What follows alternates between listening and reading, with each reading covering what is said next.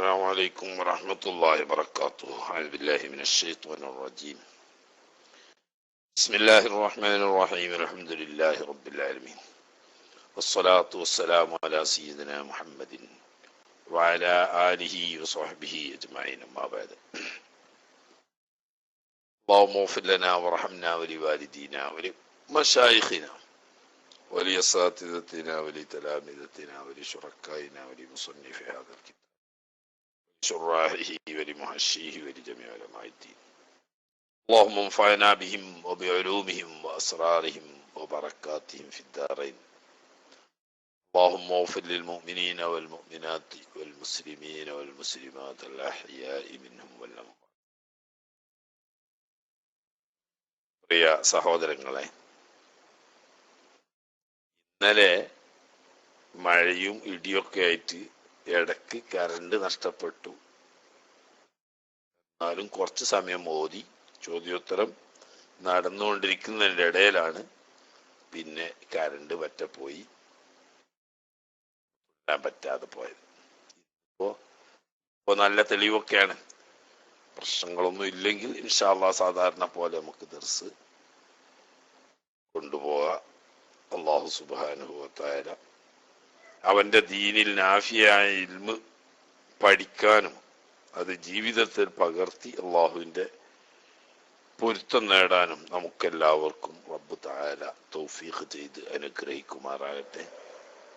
ഇന്ന് നമ്മളെ ആലൂരിന്റെ ഐഡി ഇവിടെ കാണാനില്ല. എവിടെയോ അത്യാവശ്യത്തിന് പുറത്തു പോയതാണോ? ആലൂരെത്തി. അങ്ങനെ അലുവിനെ കാണാൻ അലുവിനെ അങ്ങനെ അടുത്ത് കാണുമ്പോഴേ എപ്പോഴും കാണുന്ന പോലെ കാണാതെക്കുമ്പോഴാണല്ലോ അന്വേഷിക്കുക. ബിസ്മില്ലാഹിർ റഹ്മാനിർ റഹീം. വബിഹി നസ്തഈൻ. വലാ യുഫ്തിറു ബിസബ്ഖി മാഇൻ ജൗഫ മുഗ്തസിലിൻ അൻ ജനാബത്തിൻ എന്ന. ഇനി നമുക്ക് ഓതാൻ. ഇനി ഉള്ളിലേക്ക് തടിയുള്ള വസ്തു പ്രവേശിച്ചാൽ നോമ്പ് മുറിയുന്നാണല്ലേ നമ്മൾ പറഞ്ഞു വന്നത്.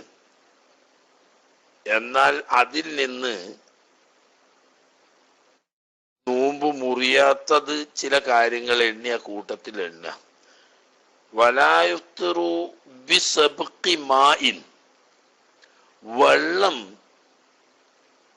മുൻകടന്നുപോയി എന്ന് പറഞ്ഞാൽ മനഃപൂർവമല്ലാതെ വെള്ളം കടന്നു.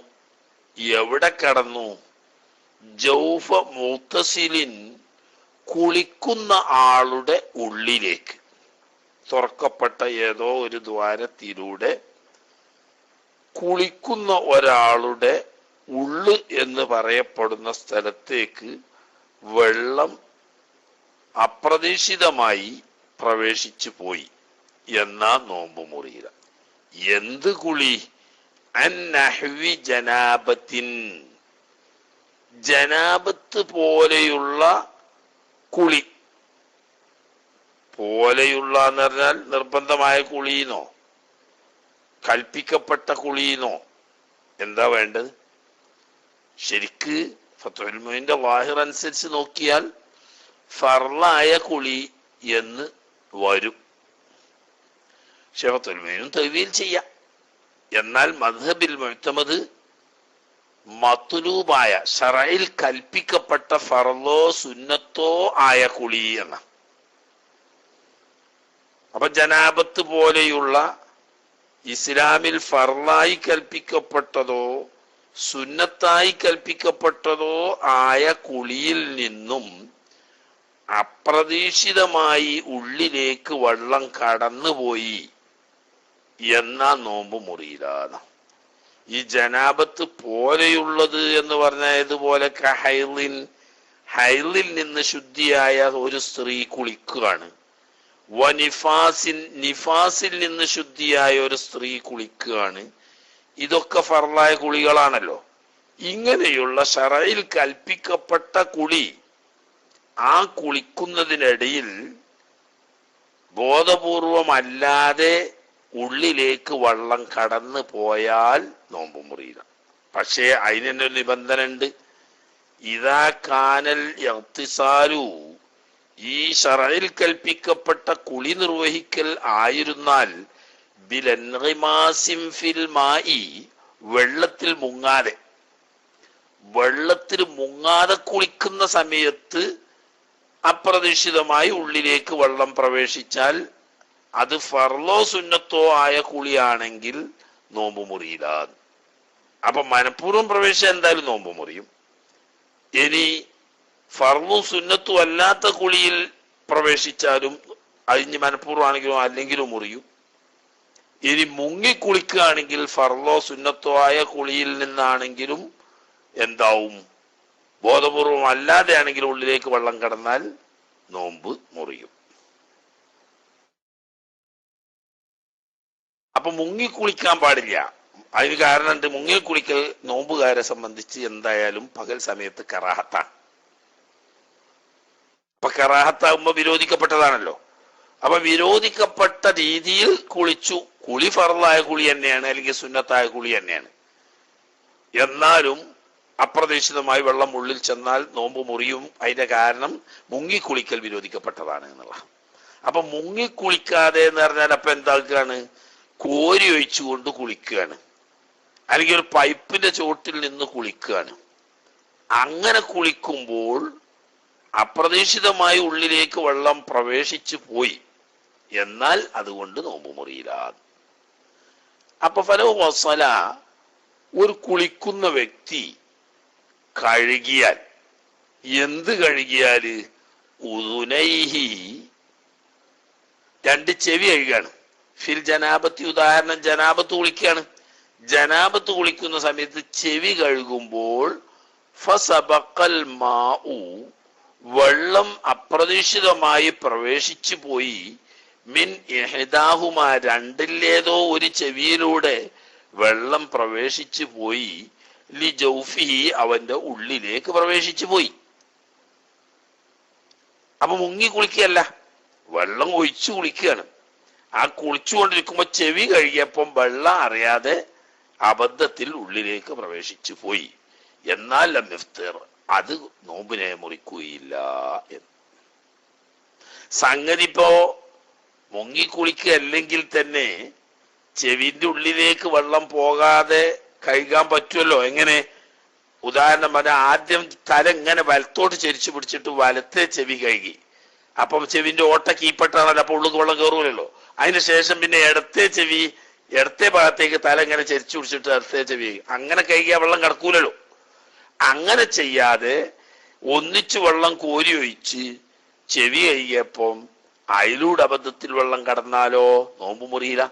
സംഗതി വൈൻ അംകനഹു, ഈ കുളിക്കുന്ന വ്യക്തിക്ക് സാധ്യമാവുന്നുണ്ടെങ്കിൽ പോലും എന്ത്, ഇമാനത്തു റസിഹി, തല ചെരിച്ചു പിടിക്കുക. വലത്തെ ചെവി ആകുമ്പോൾ വലത്തോട്ട് ചെരിച്ചു പിടിക്കുക, ഇടത്തെ ചെവി ആകുമ്പോൾ ഇടത്തോട്ട് ചെരിച്ചു പിടിക്കുക. അപ്പൊ എന്നാ പിന്നെ കിടക്കൂലല്ലോ. അങ്ങനെ കൽപ്പനയില്ല. അതുകൊണ്ട് മുങ്ങിക്കുളിക്കല്ലാതെ കോരിപ്പാരുന്ന സമയത്ത് ചെവിയിലൂടെ വെള്ളാണ് കടന്നു നിൽക്കുക, എന്നാ നോമ്പ് മുറിയില്ല. അതല്ലെങ്കിൽ അവർ ഗുസ്ലു ഖബൽ ഫജ്രി, ഫജറിന്റെ മുമ്പ് തന്നെ കുളിക്കാൻ പറ്റുമല്ലോ.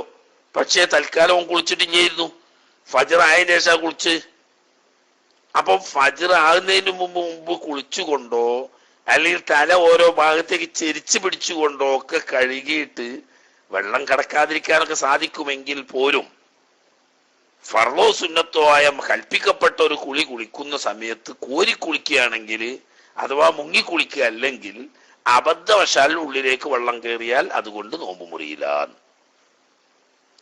ഇതിപ്പോ കുളിക്കുന്നോടത്തേക്ക് മാത്രം ബാധകമല്ല. കമാഇദാ സബഖൽ മാഉ, വെള്ളം അപ്രതീക്ഷിതമായി പ്രവേശിച്ചാൽ നോമ്പ് മുറിയാത്തതുപോലെ ഇലദ്ദാഖിലി, ഉള്ളെന്ന് പറയുന്ന സ്ഥലത്തേക്ക് വെള്ളം അപ്രതീക്ഷിതമായി പ്രവേശിച്ചു. എപ്പോ? ലിൽ മുബാലഗത്തി ഫീ ഗസ്ലിൽ ഫമിൽ മുതനജ്ജിസി, വായ നജസായി. ഈ നജസായ വായ കഴുകൽ നിർബന്ധമാണ്. നിർബന്ധമെന്ന് മാത്രമല്ല, നല്ലോണം മുബാലഗത്ത് ചെയ്ത് അമിതമായ രീതിയിൽ തന്നെ വെള്ളം തൊണ്ടയിലേക്ക് കളകളല്ലിച്ചിട്ട് കഴുകൽ ഉജൂബ. അങ്ങനെ കഴുകുന്നതിന്റെ ഇടയിൽ പെട്ടെന്ന് തുമ്മല് വന്നു അല്ലെങ്കിൽ ചുമ വന്നു പോലത്തത് കൊണ്ട് അപ്രതീക്ഷിതമായി ഉള്ളിക്കാണ്ട് വെള്ളം കടന്നാൽ നോമ്പുറിയ. കാരണം എന്താ? ലിവുജൂബിഹ, ഇങ്ങനെ മുബാലഗത്ത് ചെയ്തുകൊണ്ട് വായ് കൈകൾ നജസായാൽ നിർബന്ധമാണ്. അപ്പൊ നിർബന്ധമായ പ്രവൃത്തി ചെയ്തതിനാൽ അപ്രതീക്ഷിതമായി ഉള്ളിൽ കടന്നത് കൊണ്ട് നോമ്പ് മുറിയുന്നില്ല എന്നതുപോലെ നിർബന്ധമായ കുളിയിൽ അപ്രതീക്ഷിതമായി മുങ്ങിക്കുളിക്കാത്ത സാഹചര്യത്തിൽ ഉള്ളിലേക്ക് വെള്ളം കടന്നാൽ നോമ്പ് മുറിയില്ല. അപ്പം മുങ്ങാതെ കുളിച്ചാലാണ് നോമ്പ് മുറിയില്ല എന്ന് പറഞ്ഞപ്പോ ഞാൻ അതൊന്ന് വിശദീകരിക്കാണ്. ബിഖിലാഫിമ, ഒരു രൂപത്തിനെതിരെ. എന്താണ് ഇത്? അർത്തസല, ഒരാള് പറഞ്ഞേക്ക് ജനബത്ത് പോലെയുള്ള നിർബന്ധമായ കുളി കുളിച്ചു. പക്ഷെ എങ്ങനെയാണ് കുളിച്ചത്? മുൻഗമിസൻ, വെള്ളത്തിൽ മുങ്ങിക്കൊണ്ട് കുളിച്ചു. അങ്ങനെ കുളിച്ചപ്പോൾ ഫസബഖൽ മാഉ, വെള്ളം അപ്രതീക്ഷിതമായി കടന്നുപോയി. ഇല ബാത്തിനിൽ ഉദുനി, ചെവിയുടെ ഉള്ളുകൊള്ളയോ, അവില്ലംഫി, അതല്ലെങ്കിൽ മൂക്കിന്റെ ഉള്ളുകൊള്ളയോ. ഒരു ഉദാഹരണം. അതുപോലെ ഏത് ദ്വാരത്തിന്റെ ഉള്ളിലേക്കും മുങ്ങിക്കുളിക്കുന്നതിന്റെ ഇടയിൽ അപ്രതീക്ഷിതമായി വെള്ളം പ്രവേശിച്ചാൽ ഫഇന്നഹു യുഫ്തിറു, ആ പ്രവേശിക്കൽ കൊണ്ട് നോമ്പിനെ അത് ബാത്തിലാക്കി കളയും. അത് വലൗഫിൽ ഗുസ്ലിൽ വാജിബി, ഫർളാക്കപ്പെട്ട കുളിയിൽ തന്നെയാണ് ഈ മുങ്ങിക്കുളിച്ചത്, അതല്ലെങ്കിൽ സുന്നത്താക്കപ്പെട്ട കുളിയിലാണ് മുങ്ങിക്കുളിച്ചത്. ഏതായാലും മുങ്ങിക്കുളിക്കാൻ പാടില്ല. അപ്പൊ അവിടെ മുങ്ങിക്കുളിച്ചത് വിരോധിക്കപ്പെട്ടതാണ്. ആ രീതിയിൽ കുളിച്ചപ്പോൾ അപ്രതീക്ഷിതമായാണ് ഉള്ളിലേക്ക് കടന്നതെങ്കിലും ബാത്തിലാവും. കാരണം ഈ കറാഹത്തിൽ ഇന്നലെ മാസീന, നോമ്പുള്ള സമയത്ത് മുങ്ങിക്കുളിക്കൽ കറാഹത്താണ് പൊതുവെ. ഇനി മുങ്ങിക്കുളിച്ച നോമ്പ് മുറിന്ന് അറിയുന്ന ഏതുപോലെ വുളു ചെയ്യുന്ന ഒരു വ്യക്തി വായിൽ വെള്ളം കൊപ്പിളിച്ച വെള്ളത്തിൽ നിന്നിട്ട് അബദ്ധവശാൽ ഉള്ളിലേക്ക് കയറുന്നു. എങ്ങനെ വായിൽ വെള്ളം കൊപ്പിളിച്ചു? ബിൽ മുബാലഗത്തി, അമിതമായ നിലക്ക് തൊണ്ടയിലൊക്കെ കളകളെല്ലിച്ചുകൊണ്ട് ഒരാള് വായിൽ വെള്ളം കൊപ്പിളിച്ചു, മുബാലഗത്ത് ചെയ്തുകൊണ്ട്. അതിന് ഉള്ളിലേക്ക് വെള്ളം കടന്നാൽ നോമ്പ് മുറിയും. എങ്ങനെ മാറ്റാറ്? കുരിയില് സോമി ഇതൊക്കെ നോമ്പോൾ ഓർമ്മയുള്ളതോടുകൂടി. അപ്പൊ ഈ മുങ്ങി കുളിച്ചതാണെങ്കിലും അങ്ങനെ തന്നെ. അതുപോലെ തന്നെ വായിൽ വെള്ളം കൊപ്പിളിച്ചത്, അമിതമാക്കി കൊപ്പിളിച്ചത് നോമ്പുകാരനാണെന്നുള്ള ഓർമ്മയോട് കൂടിയാണ്.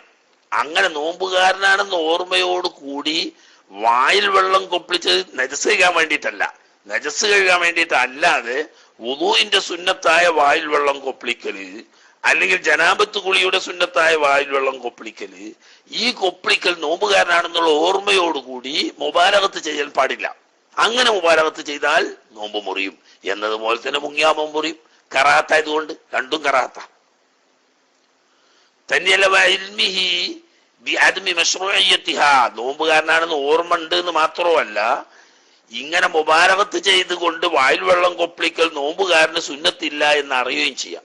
അപ്പം സുന്നത്തില്ല എന്ന് അറിഞ്ഞുകൊണ്ടും നോമ്പുള്ളവനാണെന്നുള്ള ഓർമ്മയോട് കൂടിയും വായിൽ വെള്ളം കൊപ്പിളിച്ച് അമിതമാക്കിയപ്പോൾ അതിലൂടെ ഉള്ളിലേക്ക് വെള്ളം കയറിയാൽ നോമ്പ് മുറിയുമല്ലോ.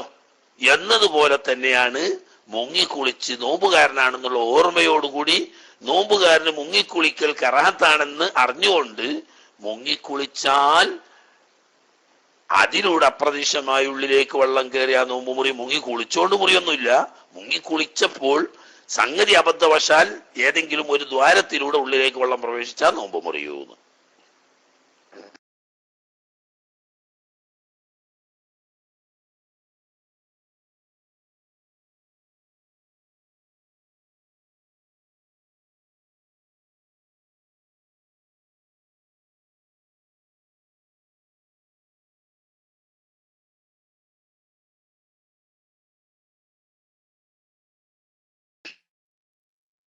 ായിട്ട് കടന്നു. എങ്ങനെ ബിലാവുപാലകത്തിൽ അരമഹാതെ വായിൽ വെള്ളം കൊപ്പിളിക്കാൻ. ഇവിടെ ഒരു കുഴപ്പം കാണായ. പിന്നെ മൈക്ക് ശരിക്കും വർക്ക് ചെയ്യുന്നതായിട്ട് തന്നെയാണ് എന്റെ കാഴ്ചയിൽ ഇവിടെ ഉള്ളത്. അലൂര് പറയുന്ന മൈക്ക് പോയോ എന്നൊരു സംശയം ചോദിക്കുന്നുണ്ട്. എനിക്കറിയില്ല. ഇവിടെ ഒന്നും ഒരു മാറ്റവും ഇല്ല. മൈക്കുണ്ടല്ലോ, കട്ടായിനോ? അത് ശരി, ഇടക്ക് കട്ടായിരുന്നു പോലും, അതിന്റെ ശ്രദ്ധയിൽപ്പെട്ടിട്ടില്ല. ഓക്കെ ആണല്ലോ, ആയിക്കോട്ടെ. അപ്പോ അതായത് വായിൽ വെള്ളം കൊപ്പിളിച്ചു, നോമ്പുകാരനാണെന്നുള്ള ഓർമ്മയോട് കൂടി തന്നെയാണ് വായിൽ വെള്ളം കൊപ്പിളിച്ചത്. പക്ഷെ എന്തായിട്ടില്ല, അമിതമാക്കിയിട്ടില്ല. മുബാലഗത്ത് ചെയ്യാതെ വായിൽ വെള്ളം കൊപ്പിളിച്ചു, അതിൽ അബദ്ധവശാൽ ഉള്ളിലേക്ക് വെള്ളം കയറിയാൽ നോമ്പ് മുറിയില്ല. അപ്പോ എവിടെ നോമ്പ് മുറിയല്? നോമ്പുകാരന് മുബാലഗത്ത് സുന്നത്തില്ല എന്ന് അറിഞ്ഞുകൊണ്ട്, അല്ലെങ്കിൽ അറിയാൻ പറ്റുന്ന ആളിൽ നിന്നും നോമ്പുകാരനാണെന്നുള്ള ഓർമ്മയോടുകൂടി വായിൽ വെള്ളം കൊപ്പിളിച്ചപ്പോൾ മുബാലഗത്ത് ചെയ്തു. ആ മുബാലഗത്ത് ചെയ്യുന്നതിന്റെ ഇടയിൽ അബദ്ധവശാൽ ഉള്ളിലേക്ക് വെള്ളം കറഞ്ഞാൽ നോമ്പ് മുറിയും. മുബാലഗത്ത് ചെയ്യാതെ സാധാരണഗതിയിൽ വായിൽ സുന്നത്തായ വായിൽ കൊപ്പിളിച്ചപ്പോൾ അബദ്ധവശാൽ ഉള്ളിലേക്ക് കയറിയാൽ നോമ്പ് മുറിയില്ല. ഇനി വഖറജ ബിഖൗലി അൻ നഹ്വി ജനാബത്തിൻ, മത്തിനും പറഞ്ഞില്ലേ, ജനാബത്ത് പോലെയുള്ള ഹൈദ്, നിഫാസ് തുടങ്ങിയ ജനാബത്ത് തുടങ്ങിയ കുളികൾ കുളിക്കുമ്പോൾ മുങ്ങാതെ കുളിച്ചാൽ അതുകൊണ്ട് അബദ്ധവശാൽ ഉള്ളിലേക്ക് വെള്ളം കയറിയാൽ നോമ്പ് മുറിയും. ഉള്ളിലേക്ക് വെള്ളം കയറിയാൽ നോമ്പ് മുറിയില്ല എന്ന് പറഞ്ഞ് അതുകൊണ്ട് പുറപ്പെട്ടു. അൽ ഓസുൽ മസൂൻ, അത് പക്ഷേ മുഅത്തമദിനെതിരാണ് കേട്ടോ. അനുരെ അത് മനസ്സിലാക്കിക്കോളി. ജനാബത്ത് പോലെയുള്ളത് എന്ന് പറഞ്ഞാൽ ഈ പോലെ എന്ത് വിഷയത്തിൽ? നിർബന്ധമാവുന്ന വിഷയത്തിലാണെങ്കിൽ സുന്നത്തിൽ ആയ കുളിയിൽ മുങ്ങാതെ കുളിക്കുകയാണെങ്കിലും അറിയാതെ അബദ്ധവശാൽ ഉള്ളിലേക്ക് വെള്ളം കയറിയാൽ നോമ്പ് മുറിയുന്ന വരിക. പക്ഷെ അത് മദ്ഹബിൽ മുഅത്തമദായതിന് എതിരാണ്. മദ്ഹബിന്റെ ഖായിദ പ്രകാരം കൽപ്പിക്കപ്പെട്ട ശറഇൽ സുന്നത്തോ ഫർളോ ആയി, ഫർളോ സുന്നത്തോ ആയി കൽപ്പിക്കപ്പെട്ട കുളിയാണ്. അതല്ലെങ്കിൽ വായിൽ വെള്ളം കൊപ്പിളിക്കുന്നത് ഫർളോ സുന്നത്തോ ആക്കപ്പെട്ട വായിൽ വെള്ളം കൊപ്പിളിക്കലാണ്. അതിൽ നിന്നിട്ട് അപ്രതീക്ഷിതമായി ഉള്ളിലേക്ക് വെള്ളം കയറിയാൽ നോമ്പ് മുറിയില്ല. ഫർളോ സുന്നത്തോ ആയി കൽപ്പിക്കപ്പെട്ട കുളിക്കലോ കഴുകലോ അല്ല, എന്നാൽ അതിൽ ഉള്ളിൽ കയറിയാൽ നോമ്പ് മുറിയുന്ന. അപ്പൊ അത് ഫർളായാലും പെട്ട് സുന്നത്തായാലും പെട്ട്. ഉദാഹരണം, ജുമാക്ക് വേണ്ടി കുളിക്കുകയാണ്, അല്ലെങ്കിൽ ഇഹ്റാം ചെയ്യാൻ വേണ്ടിയിട്ട് കുളിക്കുകയാണ് തുടങ്ങിയ സുന്നത്തായ കുളികളാണെങ്കിലും ഫർളായ കുളിയാണെങ്കിലും മുങ്ങാതെ കുളിച്ചാൽ അബദ്ധവശാൽ ഉള്ളിലേക്ക്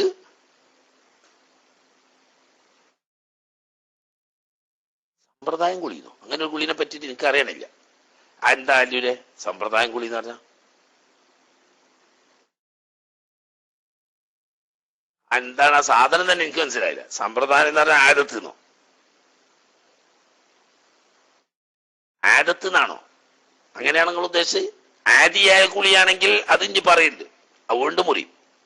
ആദിയായ കുളി ഫർളായതോ സുന്നത്താക്കപ്പെട്ടതോ അല്ലാത്ത കുളികളാണെങ്കിൽ ആ കുളി കൊണ്ട് പറഞ്ഞേക്ക് മനഃപൂർവ്വമാണെങ്കിലും അല്ലാതെ അബദ്ധവശാലാണെങ്കിലും മുങ്ങിയിട്ടാണെങ്കിലും അല്ലാതാണെങ്കിലും കുളിക്കുമ്പോൾ ഉള്ളിലേക്ക് വെള്ളം കയറിയാൽ നോമ്പ് മുറിയും. ഇപ്പൊ നമ്മൾ പറയുന്നത് ഫർളായ കുളിയോ സുന്നത്താക്കപ്പെട്ട കുളിയോ, അതുപോലെ തന്നെ ഫർളായ കഴുകലോ സുന്നത്താക്കപ്പെട്ട കഴുകലോ, ഇത് മുങ്ങാതെ ചെയ്താൽ അബദ്ധവശാൽ ഉള്ളിലേക്ക് വെള്ളം പ്രവേശിച്ചാൽ നോമ്പ് മുറിയില്ല.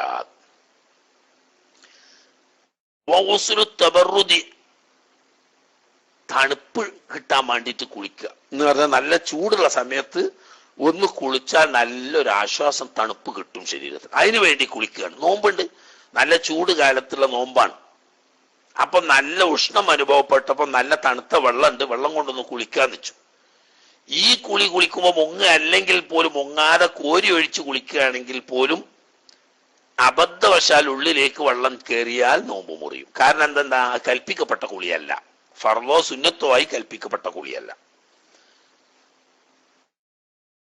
ആണോ?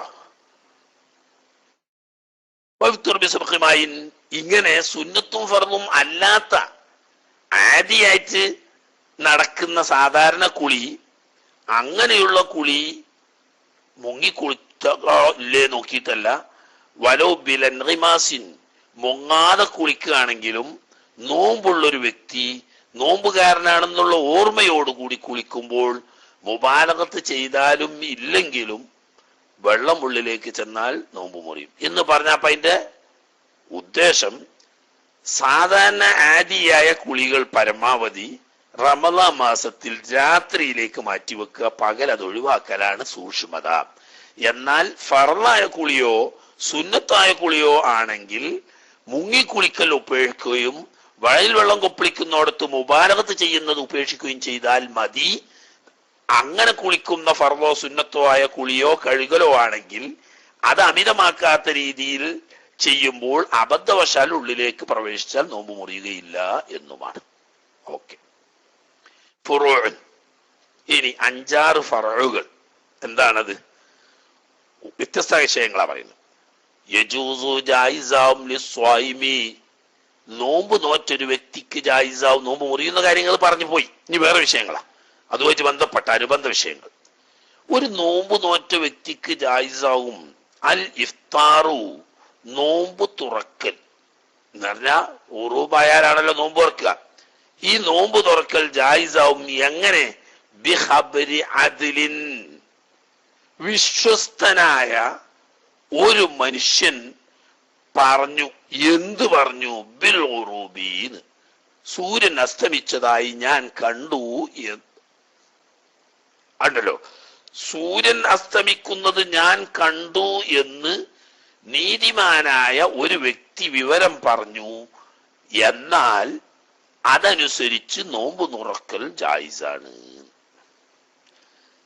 ഇത് റമദാൻ മാസം ഞാൻ നിലാവ് കണ്ടാണ് എന്ന് ഒരാള് പറഞ്ഞാൽ നോമ്പ് എല്ലാവർക്കും ഫർളാവും. എന്നാൽ ശവ്വാൽ മാസം ഞാൻ കണ്ടിട്ടുണ്ട് എന്ന് ഒരാള് പറഞ്ഞാൽ അതുകൊണ്ട് പെരുന്നാൾ ഏൽക്കാൻ പറ്റൂല. അപ്പൊ നോമ്പ് തുടങ്ങാൻ വിശ്വസ്തനായ ഒരാളുടെ റിപ്പോർട്ട് മതി. പക്ഷേ നോമ്പ് അവസാനിപ്പിക്കാൻ ഒരാളുടെ റിപ്പോർട്ട് പോരാ. അത് റമദാനിന്റെ പൊതു നിയമം. എന്നാൽ ഒരു വ്യക്തി നോമ്പ് നോറ്റാൽ അയാൾക്ക് നോമ്പ് ഇറക്കണമെങ്കിൽ 2 സാക്ഷി വേണമെന്നുണ്ടോ? അതില്ല. അത് രണ്ടും രണ്ടാ. മനസ്സിലായില്ലേ? റമദാൻ മാസം കഴിഞ്ഞു എന്ന് വിധി പറയണമെങ്കിൽ 2 ആള് കണ്ട് സ്ഥിരപ്പെട്ടിരിക്കണം. എന്നാൽ സൂര്യൻ അസ്തമിച്ചിരിക്കുന്നു എന്ന് പറഞ്ഞ് ഒരു വിശ്വസ്തനായ ഒരാള് പറഞ്ഞാൽ അവിടെ 2 ഒരാളെ തേടേണ്ട ആവശ്യമില്ല. ഒരാള് പറഞ്ഞാൽ തന്നെ മതി. കാരണം അവിടെ വന്ന് കിട്ടും. ആ വന്നിന്റെ അടിസ്ഥാനത്തിൽ എന്ത് ചെയ്യാം? നോമ്പ് തുറക്കാം. ഇനി അതുപോലെ തന്നെ കഥാ, അതുപോലെ തന്നെ നോമ്പുകാരന് ജായിസാകും. എന്ത്? നോമ്പ് തുറക്കൽ ജായിസും ബിസമായി അദാനിഹി, അതിലായ ഒരാളുടെ ബാങ്ക് കേട്ടാൽ. എല്ലാ ബാങ്കും അല്ല. മനസ്സിലായോ? ബാങ്കുകാർ തന്നെ പല ജാതിക്കാരും ഉണ്ട്. അതിൽ വഖ്ത് സംബന്ധമായ സൂക്ഷ്മമായ അറിവുള്ളവനും വിശ്വസ്തനും ആയ ഒരാളാണ് ബാങ്ക് കൊടുത്തതെങ്കിൽ ആ ബാങ്കിന്റെ അടിസ്ഥാനത്തിലും നോമ്പ് തുറക്കാം. ഇപ്പൊ പ്രത്യേകം സൂക്ഷിക്കണം. നമ്മളെ നാടുകളിലൊക്കെ അവിടെ പണ്ട് ആമൂർക്കാരൻ പറഞ്ഞതുപോലെ ആമ തലാട്ടും പോലെ അവിടെ വഹാബി പള്ളി തലകാട്ടിയിട്ടുണ്ട്. ഈ വഹാബി പള്ളിയിലെ മഗ്രിബ് ബാങ്ക് കേട്ട് മോമിനായ ഒരൊറ്റ മനുഷ്യന് നോമ്പ് തുറക്കാൻ പാടില്ലാതെ ഹറാമാവുന്നു. കാരണം മനഃപൂർവ്വം മോമിനീങ്ങളായ സത്യവിശ്വാസികളുടെ നോമ്പ് നഷ്ടപ്പെടുത്തണം എന്ന ദുരുദ്ദേശത്തോടു കൂടിയാണോ എന്ന് സംശയിക്കാവുന്ന നിലക്ക് വഖ്ത് പ്രവേശിക്കുന്നതിന്റെ 3 മിനിറ്റ് മുമ്പ് ബാങ്ക് കൊടുക്കുക എന്നത് വ്യാപകമായ തോതിൽ വഹാബികൾ ഒരു ഫാഷനായി സ്വീകരിച്ചിരിക്കുന്നു. വഹാബി മുബത്തദി ആയതുകൊണ്ട് തന്നെ അതിലല്ല. അത് പ്രത്യേകം മനസ്സിലാക്കുക. അതിലല്ലാത്തവന്റെ ബാങ്ക് കേട്ടാൽ അതിന്റെ അടിസ്ഥാനത്തിൽ നോമ്പ് തുറക്കാൻ പാടില്ല. അപ്പോ വഖ്തിനെ പറ്റി നന്നായി അറിയുന്ന അതിലായ ഒരാളുടെ ബാങ്ക് കേട്ടാൽ അതുകൊണ്ട് നോമ്പ് തുറക്കാം.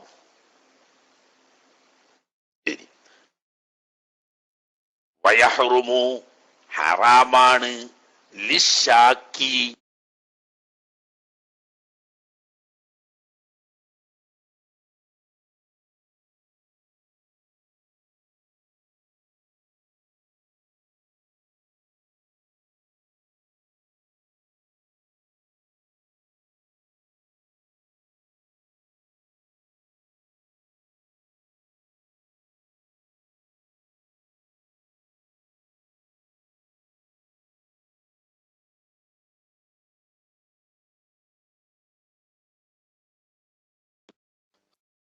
ഉസ്താദെ മൈക്ക് പോയിട്ടുണ്ടോ?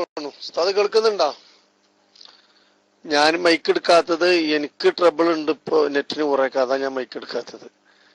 പബ്ലിക്കിൽ അടി കണ്ടപ്പോ മനസ്സിലായി എന്ത് മൈക്ക് പോയിട്ടുണ്ട് എന്നുള്ളത്. അബൂ ഷാക്കിർ ഉസ്താദ് കേൾക്കുന്നുണ്ടെങ്കിൽ റൈസാൻഡ് ചെയ്യുക, അല്ലെങ്കിൽ ബൗൺസ് ചെയ്ത് അൺബൗൺസ് ചെയ്യണ്ടേ ഉസ്താദിനെ.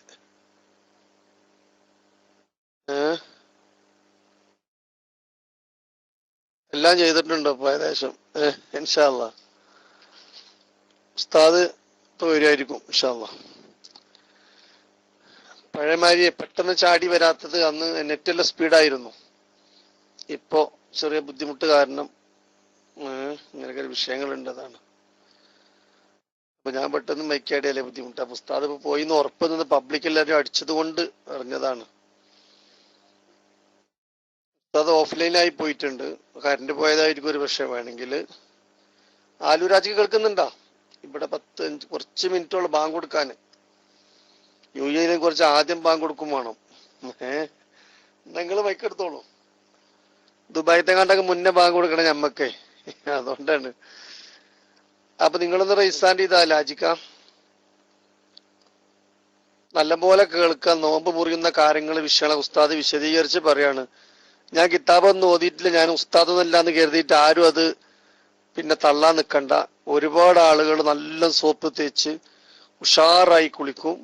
അപ്പൊ അതും പരമാവധി ഒഴിവാക്കുക. സോപ്പ് തേച്ച് കുളിച്ചോണ്ട് നോമ്പ് പാത്രമായിട്ടല്ല, കുളി നിർബന്ധം സുന്നത്തല്ലാത്ത കുളിയൊക്കെ എന്ത് ചെയ്യുക, പരമാവധി രാത്രിക്ക് വെക്കുക. സാധാരണ കുളിക്കുന്ന കുളിയൊക്കെ ബ്രഷ് ചെയ്യണതൊക്കെ പേസ്റ്റ് ഉപയോഗിച്ചുള്ള ബ്രഷ് ചെയ്യല് അതൊക്കെ എന്താ പരമാവധി നോമ്പിന് മുമ്പ്, പിന്നെ നോമ്പ് തുടങ്ങുന്നതിന് മുമ്പ് സുബിഹിന്റെ മുമ്പായിട്ട് ചെയ്ത് കഴിയുക. പിന്നെ ഉച്ചയ്ക്ക് ശേഷം ഉച്ചക്ക് മുമ്പൊക്കെ ആയിട്ട് ബ്രഷ് കൊണ്ട് മാത്രം പേസ്റ്റ് കൂട്ടാതെ ചെയ്താൽ മതി. എന്നാ പിന്നെ അതിന്റെ സ്മെല്ലൊക്കെ ഉണ്ടാവുന്നത്, അത് സ്മെല്ല് അടിച്ചത് കൊണ്ട് നോമ്പ് ബാത്തിലാവുന്നത് കൊണ്ടല്ല. അതൊക്കെ വളരെ നോക്കിക്കഴിഞ്ഞാൽ നോമ്പിന് പരിപൂർണ കൂലി കിട്ടും. നല്ല കുറച്ചൊക്കെ ഉഷാറായിരിക്കും ആളുകൾ. ഉസ്താമയ്ക്ക് കിട്ടും.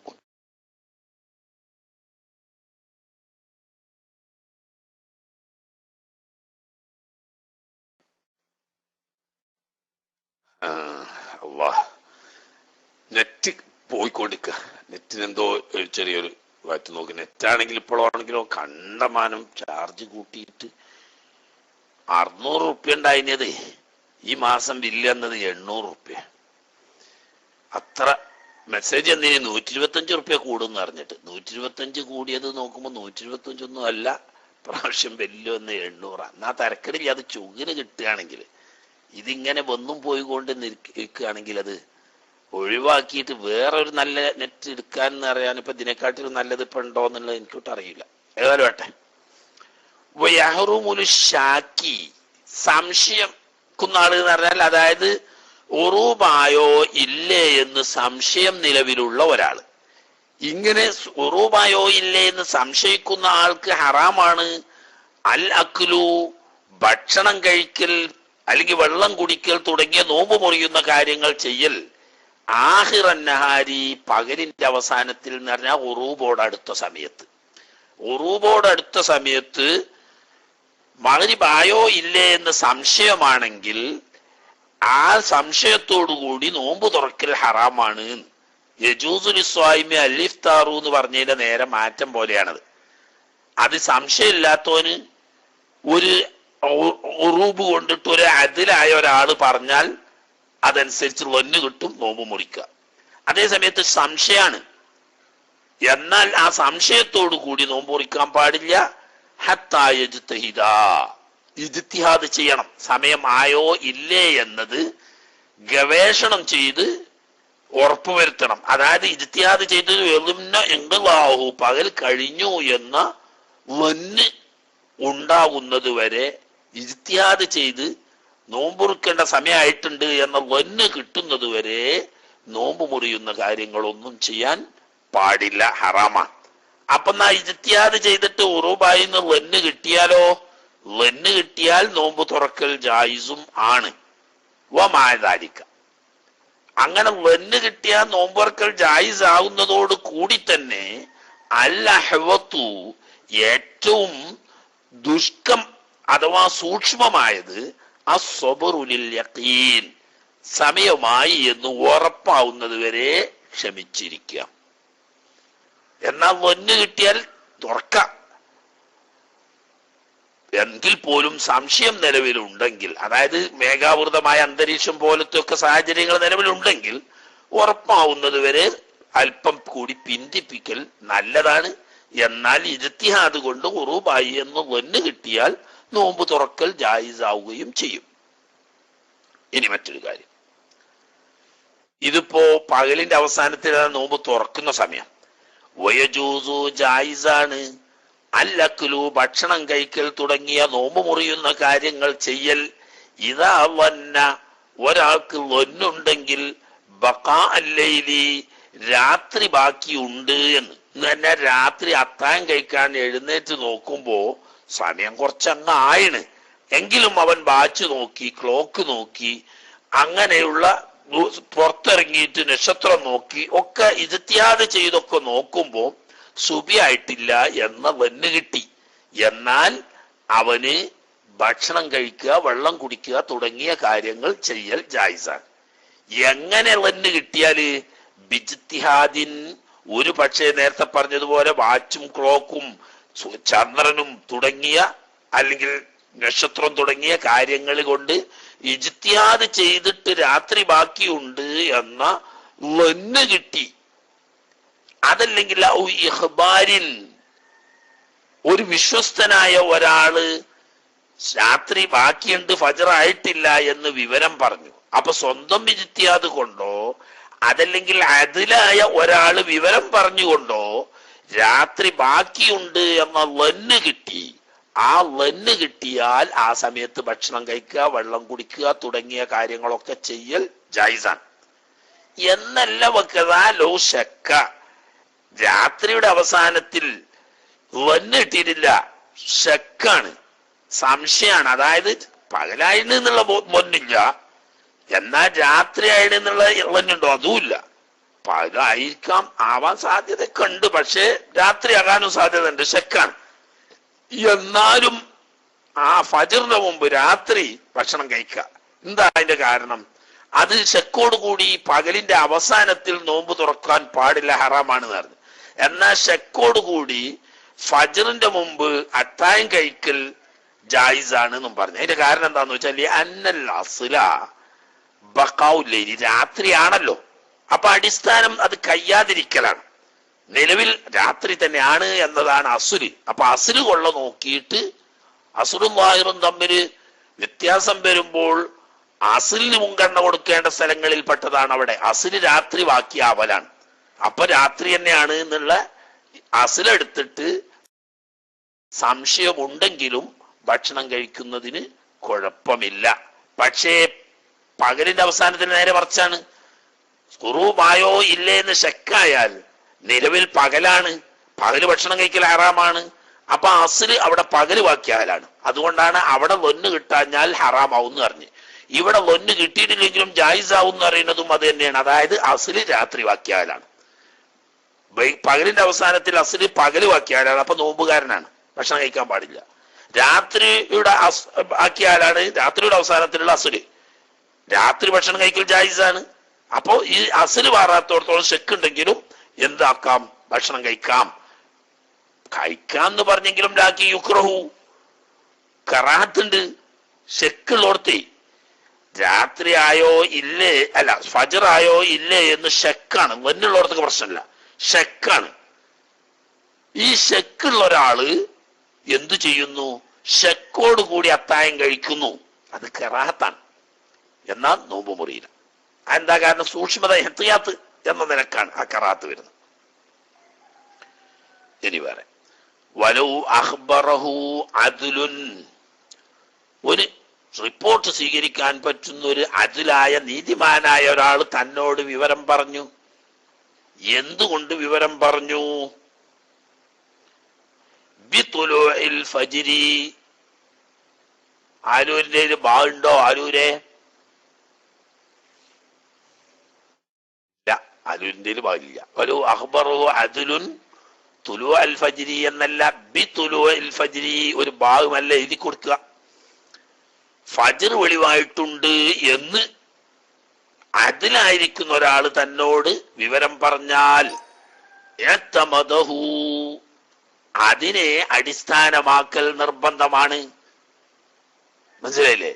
അപ്പൊ തനിക്ക് ശക്കാണെങ്കിലും ശക്കായിരുന്നു, അപ്പോ റിപ്പോർട്ട് സ്വീകരിക്കാൻ പറ്റുന്ന ഒരു അതിലായ ഒരാൾ പറഞ്ഞു ഫജ്ർ സ്വാദിഖ് വെളിവായിട്ടുണ്ട്, എന്നാൽ അതടിസ്ഥാനത്തിൽ നോമ്പ് മുറിയുന്ന കാര്യങ്ങളിൽ നിന്നിട്ടൊക്കെ വിട്ടു നിൽക്കൽ ഉജൂബാവും എന്നല്ല. വകദാ ഫാസിഖുൻ, ഇനി ആള് അതിലായിക്കൊള്ളുന്നില്ല, ഫാസിഖായ ഒരാള് തന്നെ തന്നോട് വിവരം പറഞ്ഞു എന്തായിന്ന് ഫജ്ർ സ്വാദിഖ് വെളിവായി. പക്ഷെ അവിടെ വന്ന സിദ്ഖഹു, ആള് സംഗതി ഫാസിഖാണെങ്കിലും കളവ് പറയില്ല, അവൻ പറഞ്ഞത് ശരിയാണെന്നുള്ളതുണ്ട്, എന്നാലും അതനുസരിച്ച് അമൽ ചെയ്യണം. അതേ സമയത്ത് അതിലാണ് പറഞ്ഞതെങ്കിൽ അവൻ പറയുന്ന സിദ്ഖാണ് എന്ന് പ്രത്യേകിച്ച് വന്നുണ്ടായിക്കൊള്ളണം എന്നില്ല. കാരണം അവൻ അല്ലെങ്കിൽ തന്നെ മഖ്ബൂലു ഷഹാദത്താണ്. അത് എബിത്തുൽ ഫജ്രി ആ ഭാഗമാണ്, അച്ചടി വിട്ടുപോയതിക്കാരം. അപ്പോ അതിലായ ആള് പറയുന്നിടത്ത് അയാളെ വാക്ക് സ്വീകാര്യമാണ്, ശറഅൽ ഹുജ്ജത്താണ്. അതുകൊണ്ട് ആള് പറഞ്ഞാൽ അതനുസരിച്ച് അമൽ ചെയ്യണം. അതേ സമയത്ത് ഫാസിഖിന്റെ ഖൗല് ഹുജ്ജത്തല്ല.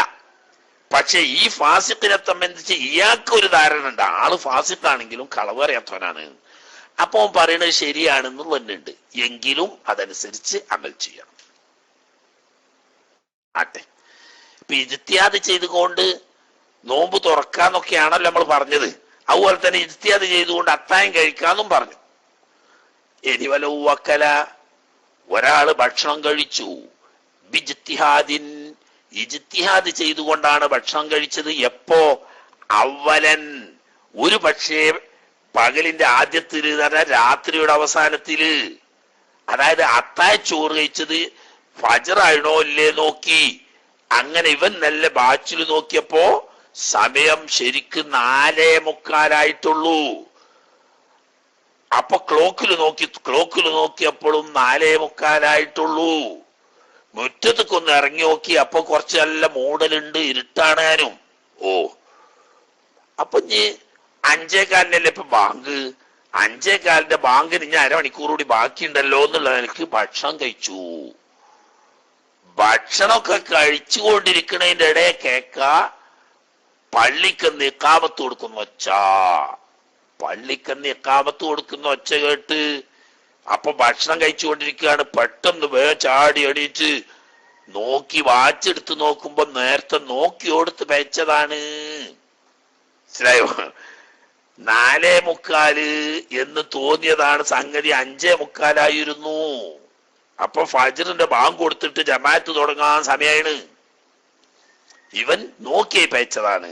മയക്കാറുള്ളത് കൊണ്ട് പുറത്തിറങ്ങിയപ്പോ മൂടല് തോന്നിയതുമാണ്. അങ്ങനെ വന്ന്, അതല്ലെങ്കിൽ ആഹിറൻ, വൈകുന്നേരം പയച്ചു. എങ്ങനെ പറഞ്ഞേക്കന്നെ?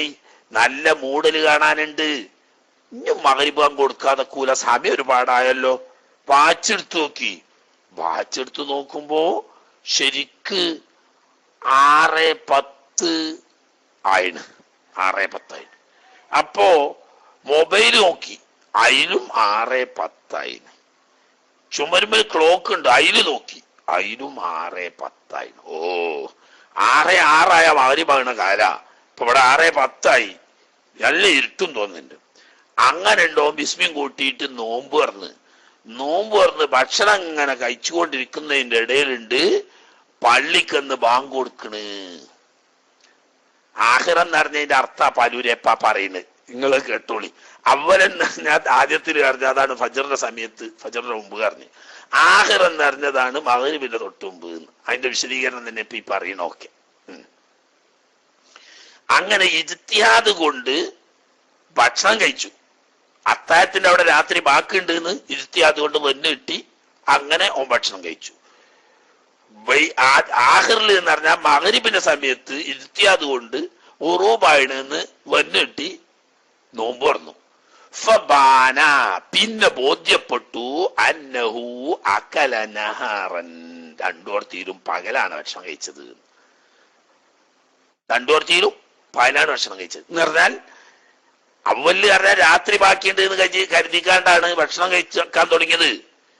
ഭക്ഷണം കഴിക്കാൻ തുടങ്ങി, ഭക്ഷണം കഴിച്ചുകൊണ്ടിരിക്കുമ്പോഴാണ് ഇഖാമത്ത് കൊടുക്കുന്നത് കേട്ടതേ. അപ്പൊ പകലാണ് ഭക്ഷണം കഴിച്ചതെന്ന് ബോധ്യപ്പെട്ടില്ലേ? എന്നതിലൊരു മഗ്‌രിബായിന്ന് കണക്കാക്കി കാണ്ട് ഇവൻ നോമ്പ് തുറക്കുകയാണ്. നോമ്പ് തുറന്നു കഴിഞ്ഞതിന് ശേഷം ഇവൻ പുറത്തിറങ്ങി നോക്കുമ്പോ മയക്കാറ് നീങ്ങി. അപ്പൊ സൂര്യൻ എങ്ങനെ അസ്തമിക്കാൻ പോകുന്നുള്ളൂ. അപ്പൊ വാച്ചെടുത്ത് രണ്ടാമത് നോക്കുമ്പോ നോക്കിയോർത്ത് പേച്ചതായിരുന്നു ഖലാസ്. എന്നാലോ ബത്തല സൗമുഹു, രണ്ടോടത്തിരും നോമ്പ് ബാത്തിലാകും. പക്ഷെ അവൻ കുറ്റക്കാരനല്ല. എന്താ? ഇജ്തിഹാദ് കൊണ്ട് വന്ന് കിട്ടിയ ശേഷമാണ് അവലായാലും ഭക്ഷണം കഴിച്ചത്. ഇജ്തിഹാദ് ചെയ്ത് വന്ന് കിട്ടിയ ശേഷമാണ് ആഖിറിലും ഭക്ഷണം കഴിച്ചത്. അതുകൊണ്ട് ഭക്ഷണം കഴിക്കൽ ഹലാലാണ്, നോമ്പ് ബാത്തിലാവും, വേറെ വിഷയം. അതെന്താ? വന്നിനെതിരിൽ ആ വന്ന് പിഴവായിരുന്നു എന്നുള്ള യഖീൻ കിട്ടിയല്ലോ. അതാണ് ബാനാന്ന് പറഞ്ഞത്, ബോധ്യപ്പെടണം. ഉദാഹരണം പറഞ്ഞാൽ, ഇവൻ പുറത്തിറങ്ങി ഭക്ഷണം കഴിച്ചുകൊണ്ട് ഇരിക്കുന്നതിനിടെ പുറത്തിറങ്ങി നോക്കുമ്പോൾ നല്ലോണം നേരം വെളുത്ത് വെളിച്ചം വെച്ച് കാണാണ്ട്. അതല്ലെങ്കിൽ വൈകുന്നേരം നോമ്പ് തുറന്ന് പുറത്തിറങ്ങി നോക്കുമ്പോൾ സൂര്യൻ അസ്തമിക്കാതെ അവിടെ കാണാനുണ്ട്. ഇങ്ങനെ താൻ ഇജ്തിഹാദ് ചെയ്ത് വന്നിന്റെ അടിസ്ഥാനത്തിലാണ് അത്താഴം കഴിച്ചതും നോമ്പ് തുറന്നതും എങ്കിലും ഈ അത്താഴം കഴിച്ച സമയത്ത് പകലായിരുന്നു, നോമ്പ് തുറന്ന സമയത്ത് പകലായിരുന്നു എന്ന് ഉറപ്പായിട്ട് ബോധ്യപ്പെട്ടാൽ ബത്തല സൗമുഹു, നോമ്പ് ബാത്തിലായി. പക്ഷെ അവൻ കുറ്റക്കാരനല്ല, പിന്നെ കള്ളാ വീട്ടിയാൽ മതി. കാരണം വന്നിന്റെ അടിസ്ഥാനത്തിൽ ചെയ്തുകൊണ്ട് കുറ്റം ഉണ്ടാവില്ല, എങ്കിലും നോമ്പ് സഹിഹല്ല, പിന്നീട് മടക്കാം. ഇത് എന്താ നോമ്പ് ബാത്തിലാവുന്ന പറയാൻ കാരണം? ലാഇബറത്ത, പരിഗണനയില്ല, ബിൽവന്നി, ഒരു ധാരണയെ. എങ്ങനത്തെ ധാരണ? അൽ ബയ്യിനി ഖതുഉഹു, അത് പിഴവാണെന്ന് ബോധ്യപ്പെട്ട് കഴിഞ്ഞ എന്ന് പറഞ്ഞ അപ്പൊ പിഴവാണെന്ന് ബോധ്യപ്പെട്ടല്ലോ. ബോധ്യപ്പെട്ടപ്പോ നേരത്തെ ലന്നിന് പ്രസക്തി ഇല്ലാതായി പോയി. അപ്പൊ ഈ ലന്ന് കൊണ്ട് അമൽ പോയോ? ലന്ന് കൊണ്ട് അമൽ ചെയ്യുന്നിടത്ത് അത് നിലനിൽക്കണമെങ്കിൽ ആ ലന്ന് പിഴവായിരുന്നു എന്ന് ബോധ്യപ്പെടാതിരിക്കണം. ഇപ്പൊ ഒന്നും ഇന്റെ ഇവിടെ കാഴ്ചക്ക് ഒരു കുഴപ്പമില്ല, ചിലപ്പോ ഉണ്ടെങ്കിൽ വേഗം അങ്ങോട്ട് കാണും. അപ്പൊ അതുകൊണ്ട് കാണാതെ ഇങ്ങനെ ഒച്ചടണ്ടി വരലില്ല. ഇനി ഇങ്ങനെ രാത്രിയുടെ അവസാനത്തിലോ പകലിന്റെ അവസാനത്തിലോ ഇജ്തിഹാദ് ചെയ്തുകൊണ്ട് വന്ന് കിട്ടിയ അടിസ്ഥാനത്തിൽ അമൽ ചെയ്തു, പിന്നെ ഒന്നും ബോധ്യപ്പെട്ടില്ല, അത് ശരിയാണെന്നുള്ള ഉറപ്പും കിട്ടിയിട്ടില്ല, പേവാണെന്നുള്ള ഉറപ്പും കിട്ടിയിട്ടില്ല, എന്നാലോ സ്വഹ, നോമ്പ് സഹിയാണ്. കാരണം എന്തുകൊണ്ട്? ആദ്യം ഭക്ഷണം കഴിച്ചതും വന്നിന്റെ അടിസ്ഥാനത്തിലാണ്, അവസാനം ഭക്ഷണം കഴിച്ചതും വന്നിന്റെ അടിസ്ഥാനത്തിലാണ്. ആ വന്ന് പിഴവാണെന്ന് ബോധ്യപ്പെടാത്തോടത്തോളം കാലം ശറയിൽ അത് പരിഗണിക്കപ്പെടും, നോമ്പ് സഹിയാണെന്ന് വെക്കും. ഇനി വേറെ മറ്റൊരു വിഷയം, വലൗ ത്വലഅൽ ഫജ്റു, ഫജ്ർ സ്വാദിഖ് വെളിവായാൽ എങ്ങനെ? വഫീ ഫമിഹി ത്വആമുൻ, അവന്റെ വായിൽ ഭക്ഷണം ഉള്ളതോടുകൂടി. വായിൽ ഭക്ഷണം ഉള്ള അവസ്ഥയിൽ ഫജ്ർ സ്വാദിഖ് വെളിവായി. ഇപ്പം ഭക്ഷണം കഴിച്ചുകൊണ്ടിരിക്കുകയാണ്. നമ്മളെ മറ്റേ അന്തം കമ്മി പറഞ്ഞത് എന്താണ്? 3 ചപ്പാത്തിയൊക്കെ കഴിക്കാന്ന്. അത് നമ്മളെ കേൾവിക്കാരന്റെ ബാബാണ്, അതുകൊണ്ട് ഞാൻ അയക്കുമ്പോൾ വല്ലാതെ കടന്നിട്ടില്ല. 3 ചപ്പാത്തിയൊക്കെ കഴിക്കാന്ന്. പിന്നെ സാധാരണ പൊതുവെ വഹാബി മതത്തിന്റെ തന്നെ കാഴ്ചപ്പാട് ഇപ്പം പാത്രം കയ്യിലുണ്ടെങ്കിൽ ആവശ്യം തീരുന്നത് വരെ ഭക്ഷണം കഴിക്കാന്ന്. അപ്പൊ പാത്രം എന്ന് പറഞ്ഞൊരു 10 ലിറ്റർ കൊള്ളുന്ന ഒരു കുടുക്കയാണ് കയ്യിൽ പിടിച്ചതെങ്കിൽ അത് നിറച്ചും ചോറും ഉണ്ടെങ്കിൽ ഉച്ചയാവോളം കൈ നിലത്ത് പാത്രം വെക്കാത്തോടത്തോളം തിന്നുകൊണ്ടിരിക്കാന്നൊക്കെയാണ് വഹാബിന്റെ മതം. അതൊന്നും ഇസ്ലാമല്ല. മറിച്ച് ഒരാള് ഭക്ഷണം കഴിച്ചുകൊണ്ടിരിക്കുകയാണ്, രാത്രിയാണെന്നുള്ള നിലയ്ക്ക് തന്നെ. അങ്ങനെ ഭക്ഷണം കഴിച്ചുകൊണ്ടിരിക്കുന്നതിന്റെ ഇടയിൽ പെട്ടെന്ന് ഫജ്ർ സ്വാദിഖ് വെളിവായി. ഫലഫലഹു, വായിൽ ഭക്ഷണം ഉണ്ട് താനും, ഭക്ഷണം വായിലിട്ട് അപ്പോഴാണ് ഫജ്ർ വെളിവായി എന്നുള്ള ബോധ്യം വന്ന്. ഉടനെ അത് തുപ്പിക്കളഞ്ഞു. ഇനി കീപ്പോട്ടത് ഇറക്കാൻ പാടില്ല, കീപ്പോട്ട് ഇറക്കിയാ നോമ്പ് മുറിയും.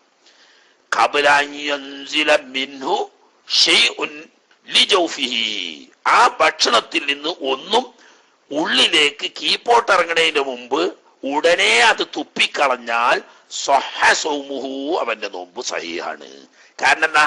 ഈ ഭക്ഷണം വായിൽ വെക്കുന്ന സമയത്ത് ഫജ്ർ വെളിവായിട്ടില്ല, വെച്ച് കഴിഞ്ഞപ്പോഴാണ് ഫജ്ർ വെളിവായി എന്ന് ബോധ്യപ്പെട്ടത്. എന്നാൽ ഫജ്ർ വെളിവായതിനു ശേഷം പിന്നെ കീപ്പോട്ട് ഇറങ്ങാഞ്ഞാ മതി.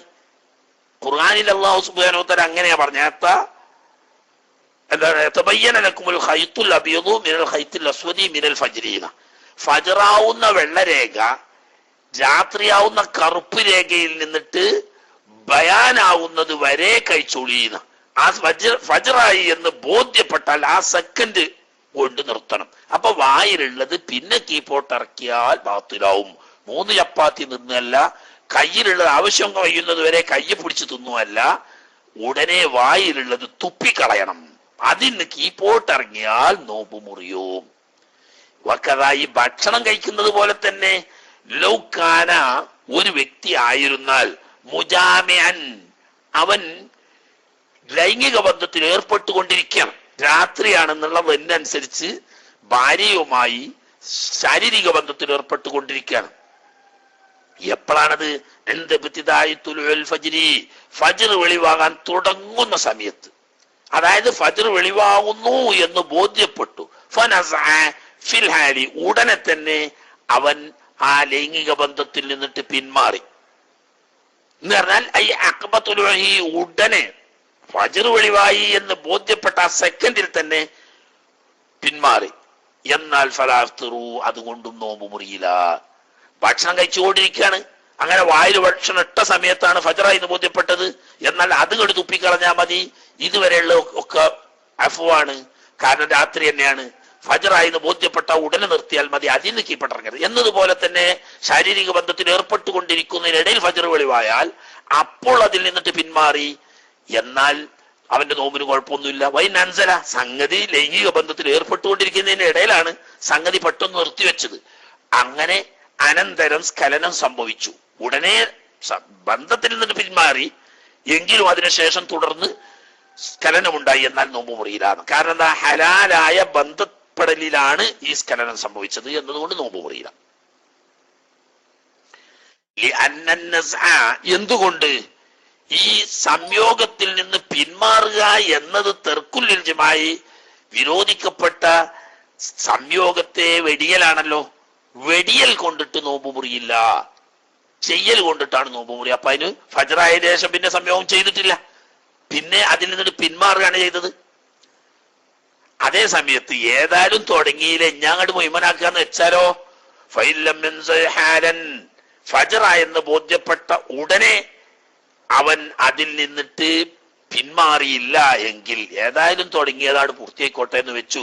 വഹാബിന്റെ 3 ചപ്പാത്തിന്റെ മസാല എടുത്തുകാണ്ട് അത് തുടങ്ങിയതാണ് പൂർത്തിയാട്ടെ എന്ന് വെച്ചാലോ, ലംയനഖദ് സൗമു ആ നോമ്പായി സ്വീകരിക്കപ്പെടുകയില്ലെന്ന് മാത്രമല്ല, വലൈഹിൽ ഖളാഉ അന്നത്തെ ദിവസം നോമ്പ് ഖളാ വീട്ടും വേണം. വൽ കഫാറത്തു സംയോഗം കൊണ്ട് നോമ്പ് ബാത്തിലാക്കിയതിന്റെ പേരിൽ കഫാറത്തും വുജൂബാകും. അതിന്റെ പുറമെ അന്ന് ഇംസാക്കും വുജൂബാകും. അന്നത്തെ നോമ്പ് വൈകുന്നേരം വരെ നോമ്പുകാരെ പോലെ ഇംസാക്കും ചെയ്യണം, പിന്നെ ആ ദിവസത്തെ നോമ്പ് ഖളാ വീട്ടും വേണം, പിന്നെ കഫാറത്തും വേണം. അപ്പൊ നോമ്പുകാരനാണെന്ന് ബോധ്യപ്പെട്ട് പകൽ സമയത്ത് ലൈംഗിക ബന്ധത്തിൽ ഏർപ്പെട്ടാൽ മാത്രമല്ല, രാത്രി ലൈംഗിക ബന്ധത്തിൽ ഏർപ്പെട്ടുകൊണ്ടിരിക്കുന്നതിനിടയിൽ ഫജ്ർ വെളിവായി എന്ന് ബോധ്യപ്പെട്ട ഉടനെ അതിൽ നിന്ന് പിന്മാറാതെ തുടർന്നാലും ഇതേ നിയമം തന്നെയാണ് എന്ന്. ഇനി നോമ്പ് മുറിക്കാൻ അനുവദിക്കപ്പെടുന്ന ചില സന്ദർഭങ്ങളുണ്ട്. ചിലപ്പോൾ വുജൂബാവുന്ന സമയം ഉണ്ടാവും, ചിലപ്പോൾ ജായിസാവുന്ന സന്ദർഭങ്ങൾ ഉണ്ടാവും. അതിനെപ്പറ്റി അതുപോലെ തന്നെ നോമ്പ് ഉപേക്ഷിച്ചാൽ, നോമ്പ് മുറിച്ചാൽ തുടർന്ന് വരുന്ന അനുബന്ധ നിയമങ്ങളെ പറ്റിയൊക്കെ ഉള്ള ചർച്ചയാണ് ഇനി തുടർന്നുള്ളത്. ഇപ്പോ സാധാരണ പോലെ 5 മണിയാകാൻ ഇനി 2 മിനിറ്റ് കൂടി ബാക്കിയുള്ളൂ. അപ്പൊ ഇൻഷാ അല്ലാഹ് ഇന്നത് മതി.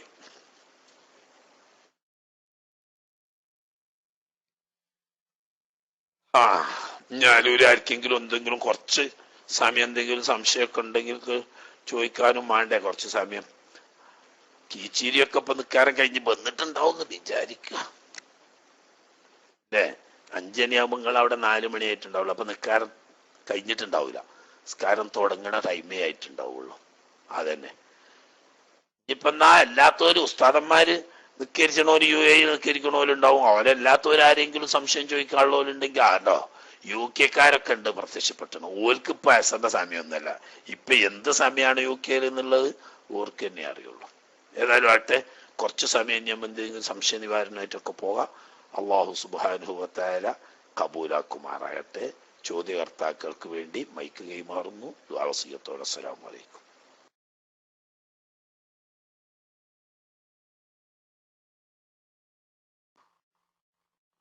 അസ്സലാമു അലൈക്കും.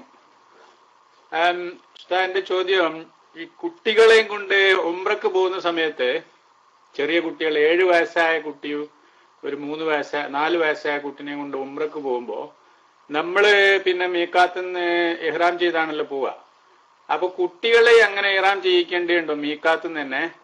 എന്റെ ഉദ്ദേശം പിന്നെ അവരെ കൊണ്ടൊരു ഉംറ ചെയ്യിക്കണം എന്നുണ്ട്. പക്ഷെ അത് പോകുന്ന സമയത്ത് തന്നെ വഴിമെന്ന് പിന്നെ ഇഹ്റാം കെട്ടിച്ച് പോകാനൊക്കെ ബുദ്ധിമുട്ടുണ്ടേ. അപ്പോ പോകുന്ന സമയത്ത് അവർ ഇഹ്റാം കെട്ടാതെ അവിടെ ചെന്ന് പിന്നെ അവിടെയൊക്കെ സെറ്റിലായിട്ട് 1-2 ദിവസം കഴിഞ്ഞിട്ട് ഒരു ഉംറ ചെയ്യിക്കണം എന്നുണ്ട്. അങ്ങനെ ചെയ്താൽ മതി, അല്ലെ പോകുമ്പോൾ തന്നെ ഉംറ ഇഹ്റാം ചെയ്യിക്കണോ എന്നുള്ളതാണ് എൻ്റെ ഒരു സംശയം. അസ്സലാമു അലൈക്കും.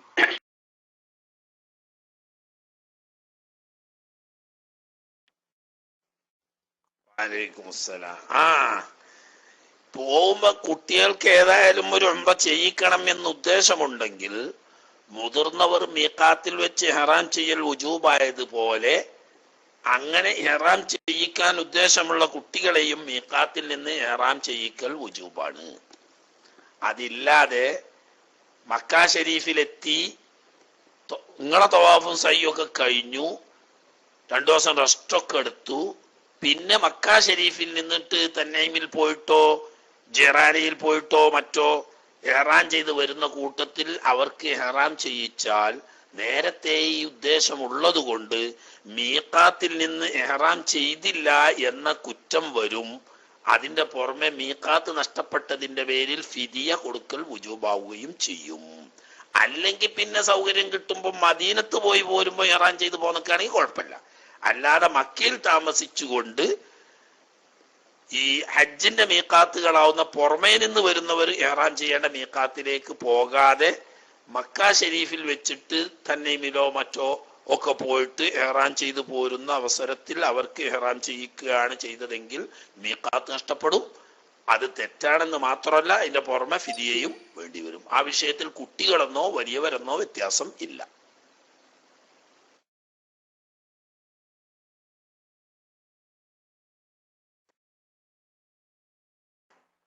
السلام عليكم ورحمة الله وبركاته. جزاكم الله أستاذ. وخرج بقولي عن نحو جنابة الغسل المسنون وغسل التبرد. ഇവിടെ ഉസ്താദ് ഇത് മുഅത്തമദിന് അല്ല എന്ന് പറഞ്ഞല്ലോ ഉസ്താദെ.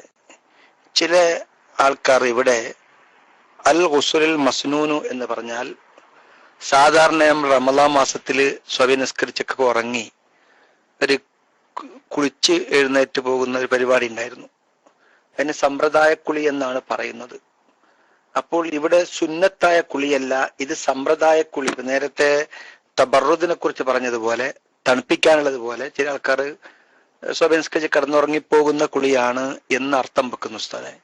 ഇങ്ങനെ വെക്കണോ അതല്ല ഇത് മുഅത്തമദ് ഇതിനായി എന്ന് മനസ്സിലാക്കി മസ്നൂന് സുന്നത്തായ കുളി എന്ന് തന്നെ അർത്ഥം വെക്കണോ ഉസ്താദെ? അസ്സലാമു അലൈക്കും.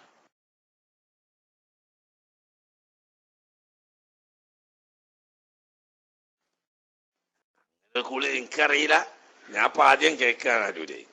ഞാനെ പറഞ്ഞത് ഫത്ഹുൽ മുഈന് ഹാഷിയ എഴുതിയ ഹാഷിയക്കാരും സറഹുകാരും ഒക്കെ അങ്ങനെ പ്രത്യേകം തന്നെ വ്യക്തമാക്കിയിട്ടുണ്ട്. ഗുസ്ലു മസ്നൂന് പുറപ്പെടും എന്ന് ഫർളായ കുളി എന്ന് പറഞ്ഞതിൽ നിന്നിട്ട് സുന്നത്തായ കുളി ഒഴിവാകും എന്ന് പറഞ്ഞാൽ ഈ പറയുന്ന ഇളവ് ഫർള് കുളിക്ക് മാത്രമേ ബാധകമാകൂ എന്ന് പറയുന്നത് മദ്ഹബിൽ മുഅത്തമദ് അല്ല.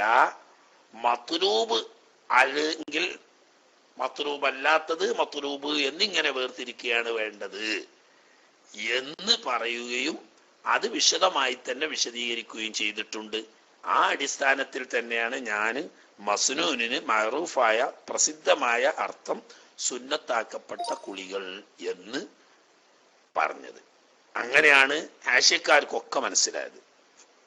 എല്ലാ ആശയക്കാരും അങ്ങനെ തന്നെ പറഞ്ഞു കണ്ട. ഇപ്പോഴത്തെ ഒരുവിധം എൻ്റെ കയ്യിലുള്ള ഈ ആനത്ത് തർശേ തുടങ്ങിയവരൊക്കെ അങ്ങനെ തന്നെ വ്യക്തമാക്കിയിട്ടുണ്ട്. മസ്നൂൻ എന്ന് പറഞ്ഞാൽ വാജിബായ കുളി അല്ലാത്ത കുളി, മത്ലൂബായ കുളിയാണല്ലോ.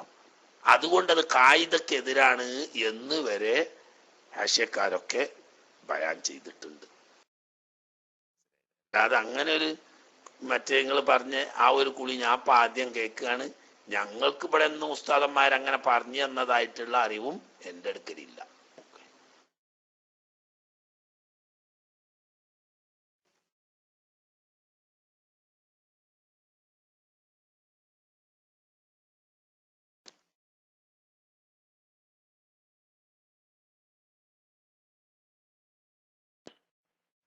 ഹലോ, അസ്സലാമു അലൈക്കും ഉസ്താദ്. എൻ്റെ ഒരു ചോദ്യമാണ് ഉസ്താദ്. നമ്മൾ സുന്നത്ത് ജമാഅത്തിന്റെ ആൾക്കാർ ഏതെങ്കിലും ഒരു പരിപാടി സംഘടിക്കുന്ന സമയത്ത് ആ വേദിക്കൽ മുജാഹിദിന്റെ ആൾക്കാർ വന്നിരിക്കുകയാണെങ്കിൽ നമ്മൾ ആ സ്റ്റേജിൽ പോയി കൂടാൻ പറ്റുന്ന ചോദ്യമാണ് ഉസ്താദ്. അസ്സലാമു അലൈക്കും.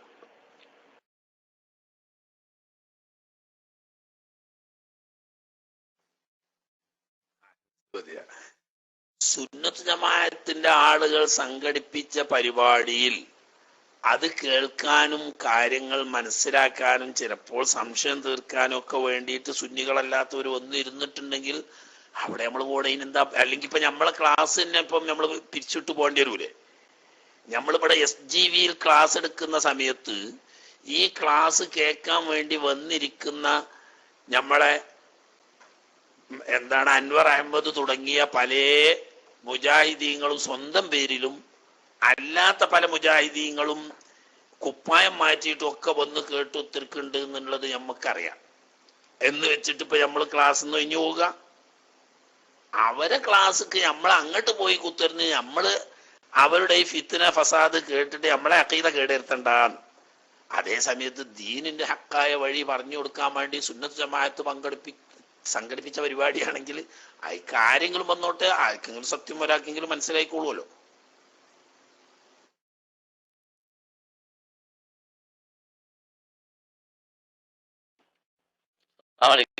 ഞാൻ ചോദിച്ച ചോദ്യമാണല്ലോ ഉസ്താദ്. നമ്മൾ സംഘടന സ്റ്റേജ് പ്രോഗ്രാം എന്തെങ്കിലും വെക്കപ്പെടുക്കും. നമ്മുടെ സുന്നികളല്ല, അല്ലാത്ത സുന്നികളുണ്ടല്ലോ. ഇപ്പോൾ നമ്മൾക്ക് ഒരുപാട് സുന്നികളുണ്ടല്ലോ. ആ സുന്നികൾ ചിലപ്പോൾ സുന്നി ജമാഅത്തിന് സംഘടിപ്പിക്കുക ഏതെങ്കിലും പരിപാടി. അപ്പൊ മുജാഹിദിന്റെ ആൾക്കാരെ മുജാഹിദിന്റെ ആൾക്കാരെ ഉറപ്പവർക്കറിയാം. അപ്പൊ വേദിക്കൽ പറഞ്ഞിരുന്ന് അവർക്ക് സമ്മാനം ചെയ്യുക, പൂമാല ഇട്ട് കൊടുക്കുക. ഇത് പറ്റുന്ന ചോദ്യമാണ് ഉസ്താദ്. അസ്സലാമു അലൈക്കും.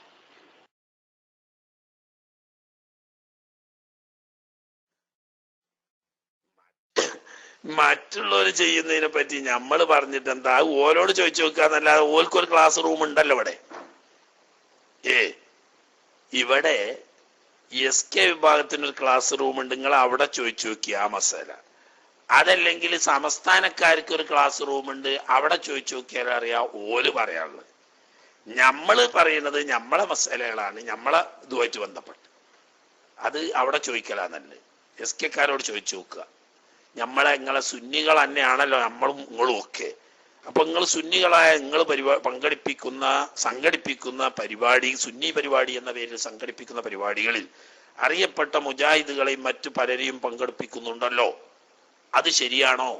അങ്ങനെയുള്ള സദസ്സുകൾ സംഘടിപ്പിക്കാനും അതിൽ സാവസിക്കാനും സുന്നികൾക്ക് പാടുണ്ടോ എന്ന് ഓലോട് ചോദിച്ചു നോക്കി. അല്ലാതെ ഞാനിപ്പോ എന്താ അതിനെപ്പറ്റി പറയുന്നത്? നമ്മൾ അങ്ങനെ പങ്കെടുപ്പിക്കാറില്ല. ഉണ്ടെങ്കിൽ നമ്മൾ അതോട് സമ്മതിക്കുകയില്ല.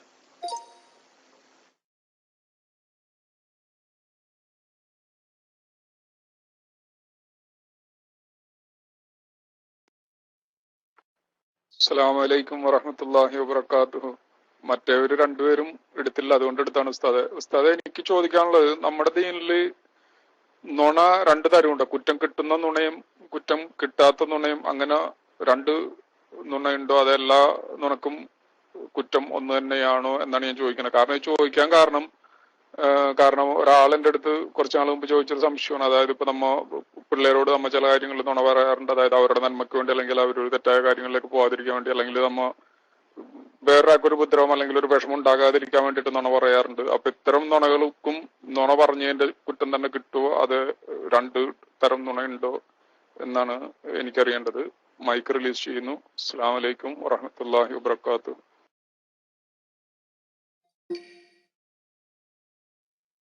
അലൈക്കും അസ്സലാം വറഹ്മത്തുള്ളാഹി. നുണ രണ്ട് ജാതിയൊന്നുമല്ല, ഒരുപാട് ജാതിയുണ്ട്. നിർബന്ധമായ നുണ ഉണ്ട്, സുന്നത്താവുന്ന നുണ ഉണ്ട്, ജായിസാവുന്ന നുണ ഉണ്ട്, പച്ച ഹറാമാവുന്നതും ഉണ്ട്. അതൊക്കെ വിശദമായി ബഹുമാനപ്പെട്ട ഇമാം നവവി റഹ്മത്തുള്ളാഹി അലൈഹി തങ്ങൾ അവിടത്തെ റിയാദു സ്വാലിഹീനിലും വിശദീകരിച്ചിട്ടുണ്ട്, അദ്കാറിലും വിശദീകരിച്ചിട്ടുണ്ട്. നമ്മൾ തന്നെ പല പ്രാവശ്യം അതിനെപ്പറ്റി വിശദീകരിച്ചിട്ടുണ്ട്. ഇമാം ഗസാലി റഹ്മത്തുള്ളാഹി തങ്ങൾ പറഞ്ഞ ചുരുങ്ങിയ രീതി പറഞ്ഞാൽ, ഒരു കാര്യം സാധ്യമാകണമെങ്കിൽ കളവ് പറഞ്ഞാലും അത് സംഗതി നടക്കും, സത്യം പറഞ്ഞാലും സംഗതി നടക്കും എന്ന് വരുന്ന സാഹചര്യത്തിൽ കളവ് പറയൽ കടുത്ത ഹറാമാണ്. ഒരു കാര്യം നിർബന്ധമായ കാര്യമാണ്, പക്ഷെ ആ കാര്യം നടക്കണമെങ്കിൽ കളവ് പറയണം എന്ന് വന്നാൽ അവിടെ കളവ് പറയൽ നിർബന്ധമാണ്. ഒരു കാര്യം വളരെ പുണ്യമുള്ള ഒരു സുന്നത്തായ ഒരു കാര്യമാണ്, പക്ഷേ അത് നടക്കണമെങ്കിൽ കളവ് പറയേണ്ട സാഹചര്യമാണ് എങ്കിൽ കളവ് പറയൽ നല്ലതാണ്. ഇങ്ങനെയാണ്. ഉദാഹരണം പറഞ്ഞാൽ, ഒരു പാവപ്പെട്ട ഒരാള് അയാളെ ആക്രമിക്കാൻ വേണ്ടിയിട്ട് ഒരു ശക്തനായ ഒരാള് ശ്രമിക്കുന്നു. ഈ പാവപ്പെട്ട ആളോട് മറ്റേ ആളെ തടയാൻ കഴിയില്ല, അയാൾ ഒളിച്ചിരിക്കുകയാണ്. ഈ ഒളിച്ചിരിക്കുന്നത് നമ്മൾ കണ്ടിട്ടുണ്ട്. അപ്പൊ ഈ അക്രമിയായ ആള് ചോദിച്ചു, ഇജ്ജ് അയാളെ ഓനെ കണ്ടോടാ വെച്ച്. ഇല്ല, ഞാൻ കണ്ടിട്ടില്ലല്ലോ. അല്ല ഇജ്ജ് കണ്ടിരുന്ന എനിക്ക് തോന്നുന്നു, ഇജ്ജ് സത്യം ചെയ്യേ, അള്ളാഹിനെ പിടിച്ച് സത്യം ചെയ്യ കണ്ടത്. അപ്പൊ അള്ളാഹാണ് സത്യം, ഞാൻ അവനെ കണ്ടിട്ടില്ല എന്ന് സത്യം ചെയ്തുകൊണ്ട് കളവ് പറഞ്ഞാലേ അയാളുടെ ജീവൻ രക്ഷിക്കാൻ കഴിയുമെങ്കിൽ അവിടെ സത്യം ചെയ്തുകൊണ്ട് കളവ് പറയൽ വുജൂബാണ്. ആ ഒരു സാമ്പിള്. ഇങ്ങനെ ഒരു കാര്യം, ഒരു മനുഷ്യന്റെ ജീവൻ രക്ഷിക്കുക എന്ന് പറയുന്നത് സാധിക്കുന്ന ഓരോ മനുഷ്യനെ സംബന്ധിച്ച് വുജൂബാ. ഇപ്പൊ എനിക്കറിയാം അയാളുണ്ട്, പക്ഷെ ഇപ്പൊ പറഞ്ഞു കൊടുത്താൽ മറ്റേ ആൾ കൊല്ലും, അല്ലെങ്കിൽ ഇവനെ ആക്രമിക്കും എന്ന് കണ്ടാൽ ഈ കൊലയിൽ നിന്ന്, അക്രമത്തിൽ നിന്നിട്ട് രക്ഷപ്പെടുത്താൻ കളവ് പറയലേ മാർഗമുള്ളൂവെങ്കിൽ അവിടെ കളവ് പറയൽ വുജൂബാണ്.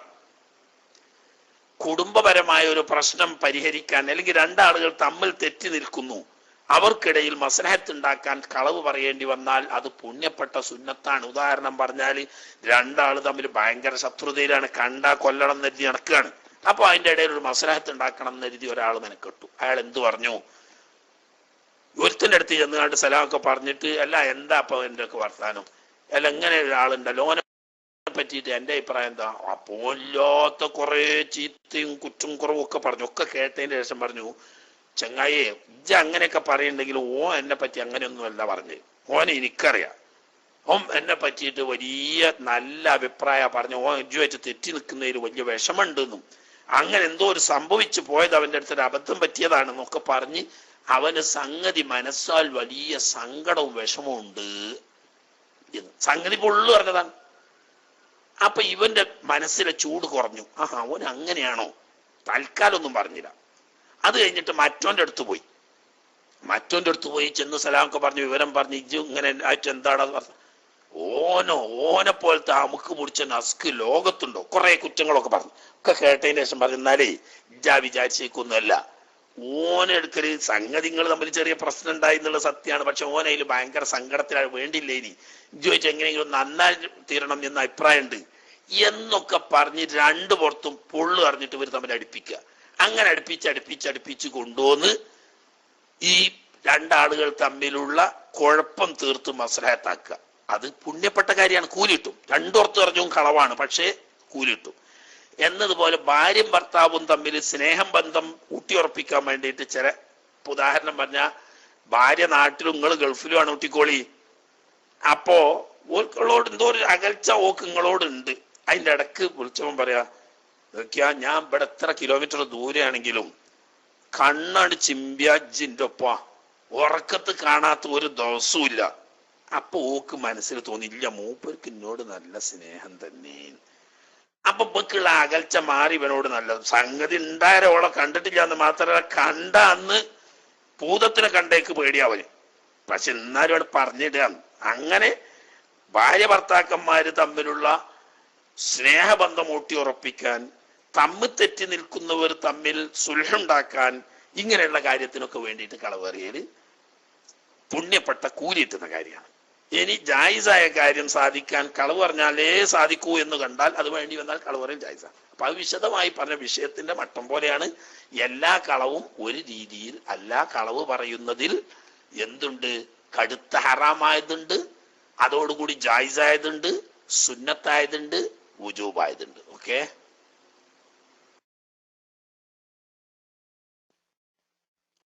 അസ്സലാമു അലൈക്കും. എനിക്ക് ചോദിക്കാനുള്ള ഇന്നലത്തെ ക്ലാസ് അല്ല, അതിന്റെ മുമ്പ് നടന്ന ക്ലാസ്സിൽ ഒരു കാര്യത്തെ കുറിച്ചാണ്. അന്ന് ഉണ്ടാക്കി ഛർദിച്ചാൽ നോമ്പ് മുറിയുമെന്ന് പറഞ്ഞു. പിന്നെ അതിന്റെ ഫറോ തത്തിമത്ത് എന്തായിട്ട് പറഞ്ഞു? ഉണ്ടാക്കി കഫം മേലോട്ടെടുത്ത് പിന്നെ അത് വായിലേക്ക് ഇറക്കി കഴിഞ്ഞാലും നോമ്പ് മുറിയും എന്ന് പറഞ്ഞു. അപ്പൊ എനിക്ക് പിന്നെ അത് കഴിഞ്ഞിട്ട് ഞാൻ ഉസ്താദിനോട് ചോദിച്ചിരുന്നു, പിന്നെ കഫം ഉണ്ടാക്കാതെ വെറുതെ വന്നതാണ്, പിന്നെ അത് ഇറക്കി കഴിഞ്ഞാൽ നോമ്പ് മുറിയിച്ചപ്പോൾ മുറിയും എന്ന് പറഞ്ഞു. അതിന്റെ ഒരു ഉപചോദ്യമായിട്ട് ചോദിക്കണം, പക്ഷെ അപ്പൊ ചോദിക്കാൻ ടൈം കിട്ടാത്തതുകൊണ്ട്. അപ്പൊ അങ്ങനെയാണെങ്കിൽ പിന്നെ അങ്ങനെ അത് പ്രത്യേകിച്ച് പിന്നെ എന്താണ് പറഞ്ഞെന്നുള്ളതാ. അതായത് ഉണ്ടാക്കി കഫ് എടുത്താലും ഇല്ലാതെ ആയാലും നോമ്പ് മുറിയും, പിന്നെ ഉണ്ടാക്കി ഛർദിച്ചാൽ നോമ്പ് മുറിയും എന്നുള്ള സ്ഥലത്ത് പിന്നെ എന്തിനാണ് പ്രത്യേകിച്ചത് പറഞ്ഞ് എന്നതാണ് സംശയം. Mic release.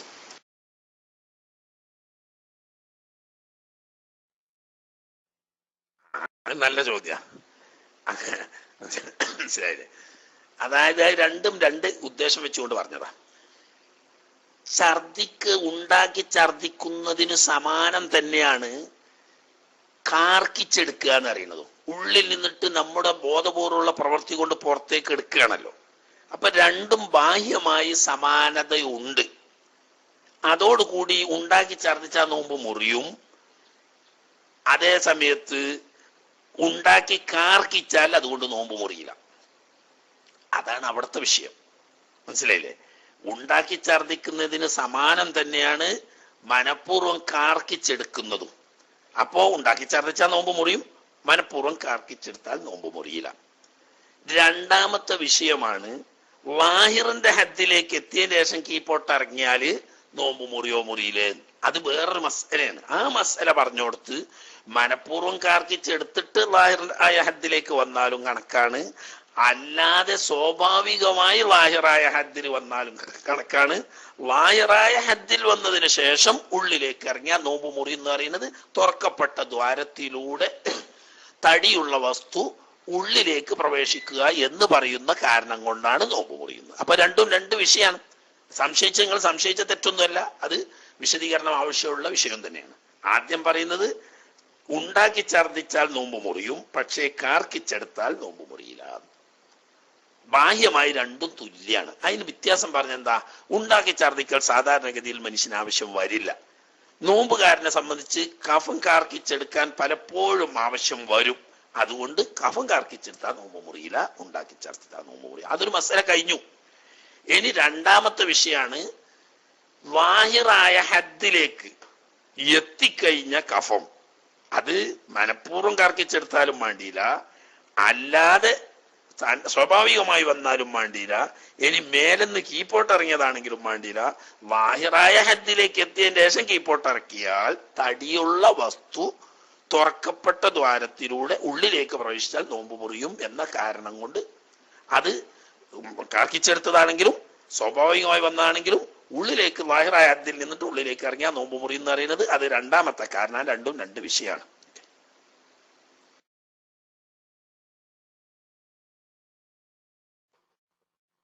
അസ്സലാമു അലൈക്കും ഉസ്താദ്. ജസാക്കല്ലാ. നേരത്തെ ഉസ്താദ് പറഞ്ഞ് കേട്ടു. പിന്നെ അതിലെനിക്ക് ഒരു ഇതൂടെ ഉള്ളത്, അങ്ങനെ നമ്മളൊരു കുട്ടീനെ പിന്നെ ഉംറ ചെയ്യിക്കാൻ ഉദ്ദേശിച്ച് മീഖാത്ത് നീറാമൊക്കെ ചെയ്യിച്ച് കൊണ്ടുപോയി ഉംറ ചെയ്യിച്ചാല് പിന്നെ ആ കുട്ടി മക്കത്ത് നിന്ന് തിരിച്ചു വരുമ്പോൾ അവന് വിദായിന്റെ തവാഫും നിർബന്ധാവോ വലിയ ആൾക്കാരെ മാതിരി?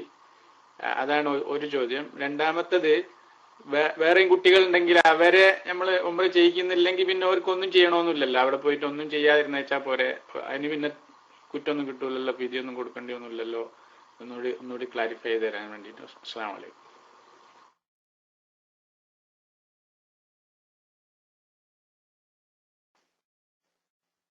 വലൈക്കും അസ്സലാം.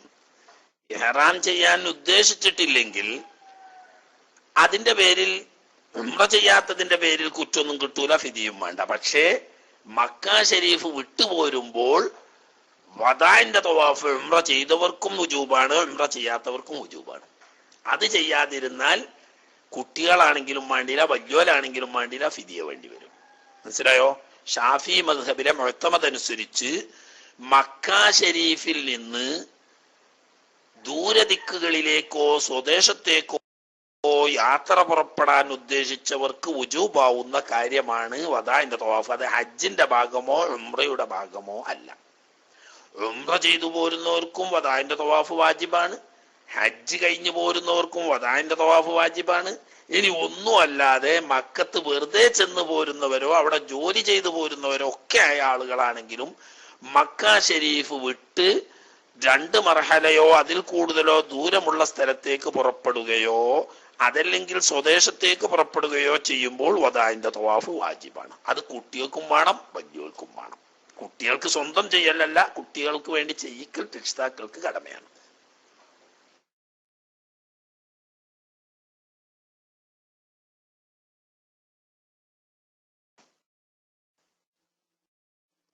അസ്സലാമു അലൈക്കും. ഉസ്താദ്, മരിച്ച വ്യക്തിയെ കടത്തേണ്ടത് വലത് ഭാഗത്തിന്റെ മേൽ ചരിച്ചുകൊണ്ടാണല്ലോ.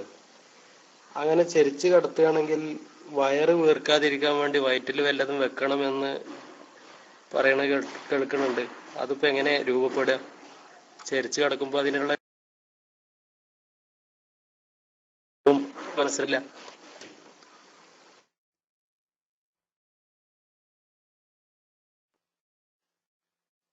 അല്ലെങ്കിലും കിതാബിന്റെ ഇബാറത്ത് മനസ്സിലാക്കുന്നിടത്ത് നമ്മൾ പ്രത്യേകം ശ്രദ്ധിക്കേണ്ട ഒരു വിഷയമുണ്ട്. 3 രീതി മയ്യത്തിനെ കടത്തുന്നതിൽ പറഞ്ഞിട്ടുണ്ടെങ്കിലും 3ാമത്തെ രീതി പറഞ്ഞോടത്ത് ബഹുമാനപ്പെട്ട ഇബ്നു ഹജർ ഹൈതമി റഹ്മത്തുള്ളാഹി അലൈഹി തങ്ങൾ ഉൾപ്പെടെയുള്ള മഹാന്മാർ പറയുന്നത് കമാ അലൈഹി അമലുൻ നാസീന. ലോകത്ത് മശ്രിഖ് മഗ്രിബ് ഇടയിലുള്ള മുസ്ലിം ലോകത്തിന്റെ അമൽ 3ാമത്തെ രീതിയാണ്. അതിന് വലിയൊരു തെളിവാണത്. മുസ്ലിം ലോകത്തിന്റെ നിരന്തരമായ അമല് ഏതൊരടിസ്ഥാനത്തിലാണോ അതിനാണ് ഇസ്ലാമിലെ പിൻബലം. അപ്പോ മലർത്തിക്കിടത്തി ഉള്ളംകാലും മുഖവും ഖിബിലയിലേക്ക് തിരിയുന്ന നിലക്ക് കിടത്തലാണ് മുസ്ലിം ഉമ്മത്തിന്റെ അമൽ. അപ്പോൾ അങ്ങനെ തന്നെയാണ് ചെയ്യേണ്ടത്.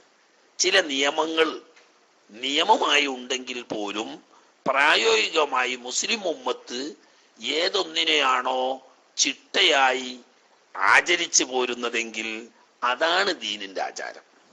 അപ്പോ വലതുവശം ചെരിച്ചു കടത്തലാണ് ഏറ്റവും ഉത്തമമായ സുന്നത്ത്. അതല്ലെങ്കിൽ ഇടതുവശത്തേക്ക് ചെരിച്ചു കടത്തലാണ് 2ാമത്തെ സുന്നത്ത്. അത് 2 അല്ലെങ്കിൽ 3ാമത്തത് മലർത്തി കിടത്തിയിട്ട് 2 ഉള്ളംകാലുകൾ ഖിബിലയിലേക്കും അല്പം ഉയരമുള്ള ഒരു തലയണി വെച്ചു കൊടുത്തിട്ട് മുഖത്തിന്റെ മുമ്പാകവും ഖിബിലയിലേക്ക് കിട്ടുന്ന നിലക്കാണ് കിടത്തേണ്ടത് എന്ന് പറഞ്ഞോടത്ത് 3ാമത്തേതിനെ പറ്റിയിട്ടാണ് കമാ അലൈഹി അമലുൻ നാസി എന്ന് പറഞ്ഞത്. മുസ്ലിം ലോകത്തിന്റെ നടപടിക്രമം ഈ മലർത്തി കിടത്തി ഉള്ളംകാലും മുഖവും ഖിബിലയിലേക്ക് കിട്ടുന്ന നിലക്ക് കിടത്തലാണ്. അപ്പൊ പിന്നെ നിങ്ങൾ പറഞ്ഞേക്കുള്ള വയറ് വീർക്കാതിരിക്കാൻ ഇരുമ്പോ മണ്ണിന്റെ കട്ടയോ കല്ലോ പോലത്തത് വയറ്റത്ത് വെക്കാൻ യാതൊരു പ്രയാസവും ഇല്ല. ചെരിച്ചു കടത്തൽ നാട്ടു നടപ്പില്ല. ഇനി ഒരാൾ അങ്ങനെയാണ് ചെയ്യാണ് വാശി പിടിച്ചിട്ട് എങ്കിൽ അപ്പോ വയറ്റത്ത് ഇരുമ്പ് പോലത്തെ ചെറിയ സാധനം വെച്ച് കെട്ടിയിട്ട് ചെരിഞ്ഞിടന്നോട്ടെ. പക്ഷെ ചെരിഞ്ഞ് കിടന്നോട്ടെ എന്ന് ഞാൻ പറഞ്ഞിട്ട് അത് പ്രായോഗികമായിട്ട് നടപ്പിലില്ല. ചില നാട്ടിൽ നടത്തുന്ന വലിയൊരു അബദ്ധമുണ്ട്. അത് ഇമാമിങ്ങൾ ആരും പറഞ്ഞതല്ല. എങ്ങനെ? തെക്ക് വടക്കായിട്ട് മയ്യത്തിനെ കിടത്തുക. ഇപ്പൊ ഞാൻ പറഞ്ഞതനുസരിച്ച് നമ്മളെ കേരളത്തിലൊക്കെ ഇന്ത്യയിൽ തന്നെ കിഴക്ക് പടിഞ്ഞാറായിട്ടാണ് മയ്യത്തിനെ കിടത്തേണ്ടത്. പടിഞ്ഞാറോട്ട് കാലും കിഴക്കോട്ട് തലയും വെച്ച് തലേണി വെച്ചു കൊടുത്താൽ മുഖവും ഉള്ളംകാലും ഖിബിലയിലേക്ക് കിട്ടും. അങ്ങനെയാണ് കിടത്തേണ്ടത്. നേരെ മറിച്ച് തെക്ക് വടക്കായിട്ട് ചില പ്രദേശങ്ങളിൽ കിടത്താറുണ്ട് മലർത്തി കിടത്ത മയ്യത്തിന്. എന്നിട്ട് എന്തു ചെയ്യും? തല മാത്രം ചെരിച്ചിട്ട് ഇങ്ങനെ വെക്കും. അതെന്തിനാ? മുഖം ഖിബിലയിലേക്കാകാൻ വേണ്ടി. അങ്ങനെ ഒരു കിടത്തം ഇസ്ലാമിൽ ഒരു ഇമാമിയങ്ങളും എവിടെയും പറഞ്ഞിട്ടില്ല. ഏതോ വിവരം കെട്ട ജാഹിലീങ്ങൾ ഉണ്ടാക്കി തീർത്ത അബദ്ധമാവുന്നു. അപ്പോ നിങ്ങൾ അങ്ങനെ ബേജാറാവൊന്നും വേണ്ട. മയ്യത്തിനെ മലർത്തി കിടത്തിക്കാളി, കേക്ക് ഇടിഞ്ഞാറായിട്ട് കിടത്തുക, ഉള്ളംകാലും തലേണി വെച്ചിട്ട് മുഖത്തിന്റെ മുൻവശവും ഖിബിലയിലേക്ക് കിട്ടുന്ന നിലക്ക് കിടക്കുക. കമാ അലൈഹി അമലുന്നാസ്. അങ്ങനെയാണ് മുസ്ലിം സമുദായത്തിന്റെ നടപടിക്രമം. ഓക്കെ.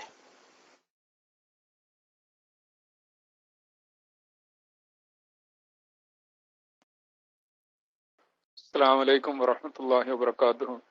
ഉസ്താദെ, നമുക്കിപ്പോ ഓഫീസിൽ നമുക്കിപ്പോ വെള്ളം, ചായ അതൊക്കെ നമ്മ ഓഫീസ് തരണത് തന്നെയാണല്ലോ നമ്മ കഴിക്കണത്. അതിന് പ്രത്യേകിച്ച് ഒരു അനുവാദം നമ്മ മേടിക്കാറില്ല. പക്ഷെ അത് കഴിഞ്ഞിട്ട് നമ്മിപ്പോ ഓഫീസിൽ നിന്ന് നമ്മിപ്പോ ജോലി കഴിഞ്ഞ് പോകുന്ന സമയത്ത് നമ്മിപ്പോ വെള്ളം അവിടെ നിന്ന് എടുത്തിട്ട് പോവുകയാണെങ്കിൽ, അതല്ലെങ്കിൽ ചായ ഉണ്ടാക്കിയിട്ട് അതിനുശേഷം നമ്മ ഓഫീസ് വിടുകയാണ്. ഓഫീസിലെ സമയം കഴിഞ്ഞ് അങ്ങനെ എടുത്തുകൊണ്ട് പോണ അങ്ങനെ ആ ഒരു പ്രവർത്തനങ്ങള് ഓഫീസ് സമയത്തിന് ശേഷം ഓഫീസ് ഇന്ന് അനുവദിച്ചിട്ടുള്ള സാധനങ്ങൾ, ഇത് ചായയായാലും വെള്ളമായാലും എടുത്തിട്ട് പോണത് കറാത്തോ ഹറാമോ അങ്ങനെ എന്തെങ്കിലും ആകോ എന്നാണ് എനിക്കറിയേണ്ടത്. പിന്നെ വേറൊരു ചോദ്യമുള്ളത്, സ്ത്രീകൾക്ക് നിസ്കാരം, അതായത് അവരുടെ ഒളു നിസ്കാരം ഇങ്ങനെയുള്ള കാര്യങ്ങൾക്കായിട്ട് എഴുതപ്പെട്ട ഏതെങ്കിലും നല്ല പുസ്തകം ഉസ്താദിനോ മറ്റുള്ളവർക്കോ അറിയാമോ എന്നുള്ളതാണ് രണ്ടാമത്തത്. മൈക്ക് റിലീസ് ചെയ്യുന്നു. അസ്സലാമു അലൈക്കും വറഹ്മത്തുള്ളാഹി വബറകാതുഹു.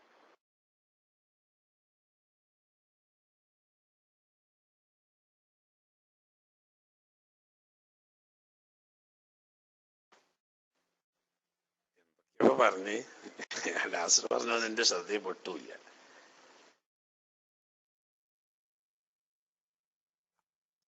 ഞാനിവിടെ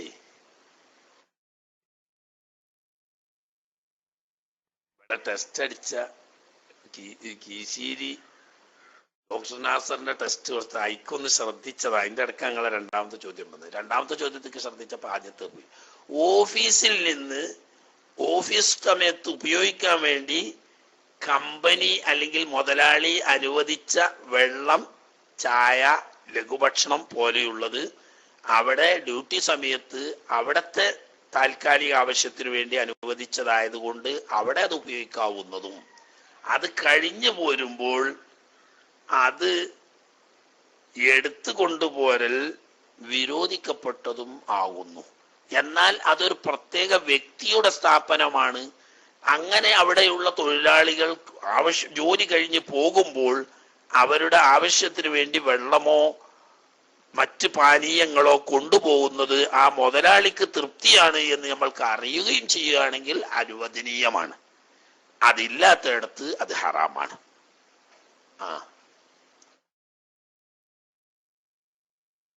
അതിപ്പോ രണ്ടാമത്തെ സ്ത്രീകൾക്കുള്ള നിസ്കാരം സംബന്ധിച്ച നല്ല ഒരു പുസ്തകം, അതിപ്പോ ഏതാന്നപ്പോ ഞാൻ പറഞ്ഞുതരാം. ഒരുപാട് പുസ്തകങ്ങൾ കാണും. അത് SBS ബുക്ക് സ്റ്റാൾ പോലെയുള്ള അല്ലെങ്കിൽ നമ്മളെ SSFന്റെ ബുക്ക് സ്റ്റാൾ പ്രസിദ്ധീകരണശാല തുടങ്ങിയ സ്ഥാപനങ്ങളുമായി ബന്ധപ്പെട്ടാൽ അല്ലെ മലയാളത്തിലുള്ള തന്നെ പുസ്തകങ്ങൾ കിട്ടും. ഇന്നതെന്ന് പറഞ്ഞു തരാൻ എൻ്റെ അടുക്കൽ ഇപ്പൊ പ്രത്യേകിച്ച് എൽമൊന്നുമില്ല. മനസ്സിലായില്ലേ? അത് നമ്മളെ പ്രസിദ്ധീകരണാലയങ്ങളുമായി ബന്ധപ്പെട്ടാൽ മലയാളത്തിലുള്ള തന്നെ എല്ലാ വിഷയങ്ങൾക്കുള്ള നിസ്കാരത്തെ പറ്റിയും അല്ലാത്തയും എല്ലാം ധാരാളം പുസ്തകങ്ങളുണ്ട്. അത് ബന്ധപ്പെട്ടാൽ ആ പ്രസിദ്ധീകരണാലയങ്ങളുമായി എവിടെയെങ്കിലും ബന്ധപ്പെട്ടാൽ കിട്ടും. പിന്നെ ഇന്ന് പൂക്കോട്ട് ചോല, അരീക്കോടിനടുത്ത പൂക്കോട്ട് ചോലയിൽ ബഹുമാനപ്പെട്ട പേരോട് ഉസ്താദിന്റെ മഹത്തായ പ്രഭാഷണം ഉണ്ട് ഇന്ന്. മനസ്സിലായില്ലേ? മർക്കസിൽ ബഹുമാനപ്പെട്ട ദേവർഷോൽ അബ്ദുസലാം മുസ്ലിയാരെ പ്രഭാഷണവും ഉണ്ട്. മനസ്സിലായില്ലേ? തോന്നുന്നു പേരോട് ഉസ്താദിന്റെ ക്ലാസ് നേരത്തെ തുടങ്ങുന്ന. അപ്പോ ദായികൾ ആരെങ്കിലും അവിടെ ഉണ്ടെങ്കിൽ ആദ്യം പേരോട് ഉസ്താദിന്റെ ക്ലാസ് കിട്ടുകയാണെങ്കിൽ അത് കൊടുക്കാൻ പറ്റുന്ന ദായികൾ ആരെങ്കിലും സമീപത്തുണ്ടെങ്കിൽ നന്നായിരിക്കും എന്ന് പ്രതീക്ഷിക്കുന്നു. ഇന്ന് സിറാജിലൊക്കെ ഉണ്ടാണ്. അവിടെ അഴീക്കോടിന്റെ അടുത്ത് പൂക്കോട്ട് ചോലയിൽ പരിപാടിയിൽ ബഹുമാനപ്പെട്ട പേരോട് ഉസ്താദ് ഇന്ന് സംസാരിക്കുന്നുണ്ട്. ഓക്കെ, ബാക്കി മൈക്ക് വിട്ടു.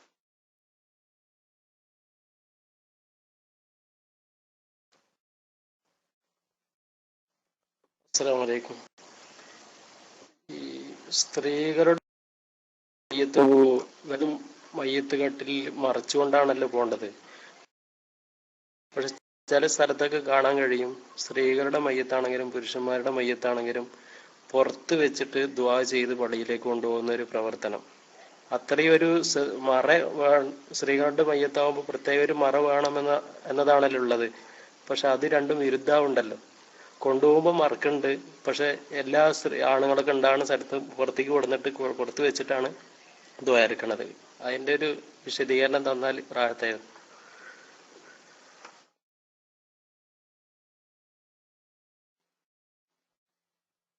മയ്യത്ത് കട്ടിലിൽ കിടത്തിയതിന് ശേഷം മയ്യത്ത് കട്ടിലിന് മൂടി വെച്ച് അടച്ചു, അതിന്റെ മുകളിൽ മൂടിയിട്ട് കഴിഞ്ഞാൽ പൂർണമായ ഹിജാബ് ആയിക്കഴിഞ്ഞു.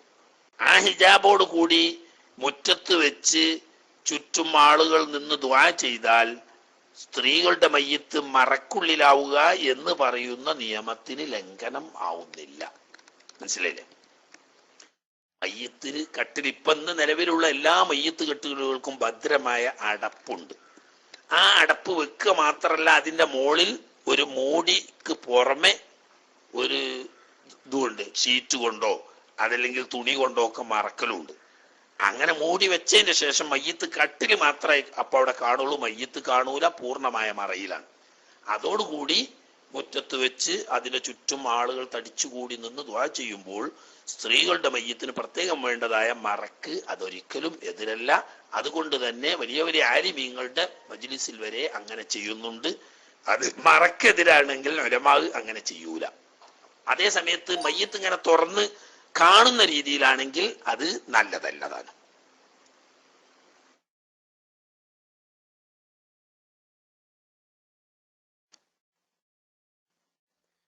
പിന്നെ മറ്റൊരു ചോദ്യം ഉള്ളത്, ഇപ്പൊ മയ്യത്തിനെ പള്ളിയിൽ കൊണ്ടുവന്നു കഴിഞ്ഞാല് ആ മൂടി എടുത്തു വെച്ച് സംസ്കരിക്കുന്ന ഒരു പതിവ് കണ്ടുവരുന്നുണ്ട്. അതിനെ കുറിച്ചൊന്ന് അറിയാൻ.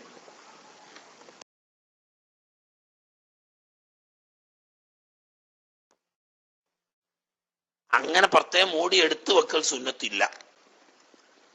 മനസ്സിലായില്ലേ? ചില ആളുകൾ അങ്ങനെ ചെയ്യാറുണ്ട്, പക്ഷെ അങ്ങനെ പ്രത്യേകമായി ചെയ്യേണ്ട ആവശ്യമില്ല. പ്രത്യേകിച്ച് സ്ത്രീകളുടെ മയ്യത്താണെങ്കിൽ മറയോട് കൂടി തന്നെ നിസ്കരിക്കുന്നതാണ് ഉത്തമം. പിന്നെ സ്ത്രീയുടേതാണോ പുരുഷൻ്റെതാണോ എന്ന് അറിയാൻ വേണ്ടിയിട്ട് മയ്യത്തിന് ഇമാം നിൽക്കുന്നിടത്തുനിന്ന് അറിയും. പുരുഷന്റെ മയ്യത്താണെങ്കിൽ മയ്യത്തിന്റെ തലഭാഗത്തും, സ്ത്രീയുടെ മയ്യത്താണെങ്കിൽ മയ്യത്തിന്റെ മധ്യഭാഗത്തുമാണ് ഇമാം നിൽക്കുക. അപ്പൊ മയ്യത്ത് സ്ത്രീയുടേതാണോ പുരുഷന്റേതാണോ എന്ന് അറിയും. അതല്ലാതെ മയ്യത്ത് കട്ടിൽ തുറന്നു വെച്ച് നിസ്കരിക്കൽ പ്രത്യേകം സുന്നത്തൊന്നും ഇല്ല.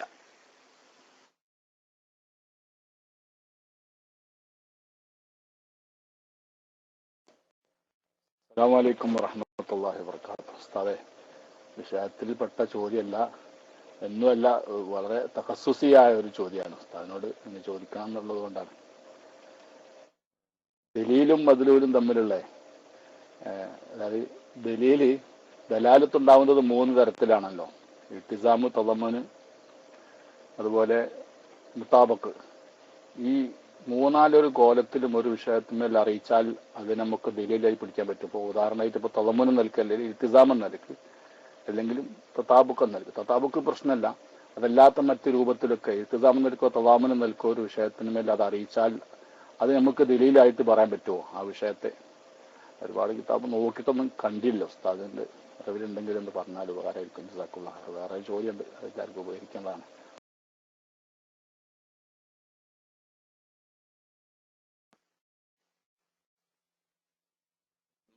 താബുക്കിന്റെ ഇലക്കാണെങ്കിൽ ഓക്കെയാണ്, തളമ്മുന്റെ ഇലക്കുള്ളതാണെങ്കിലും ഓക്കെയാണ്.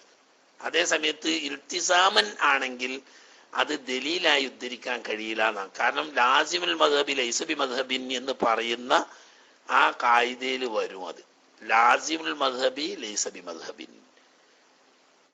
ഒരാള് പറഞ്ഞ ആശയത്തിൽ നിന്നിട്ട് അങ്ങനെ ലഭിക്കും, അതൊരു തെളിവായി ഉദ്ധരിക്കാൻ ഇൽത്തിസാമിയായ ദലാലത്ത് എടുത്തുകൊണ്ട് ദലീലായി പറയാൻ പറ്റുന്നതായിട്ട് ഉലമാ പറഞ്ഞിട്ടില്ല. മറ്റേ രണ്ടും പറ്റും. ഓക്കെ, കൂടുതൽ വിശദീകരിക്കേണ്ട ഉസൂലൊക്കെ ആയിട്ട് ബന്ധപ്പെട്ട വിഷയങ്ങളിലാണ്. പിന്നെ ഇപ്പൊ ചോദിച്ചത് സാധാരണക്കാർക്ക് തിരിഞ്ഞിട്ടില്ല, പറഞ്ഞോ സാധാരണക്കാർക്ക് തിരിഞ്ഞിട്ടില്ല, അവരുമായിട്ട് ബന്ധപ്പെട്ട വിഷയമല്ലാണ്. ഓക്കെ.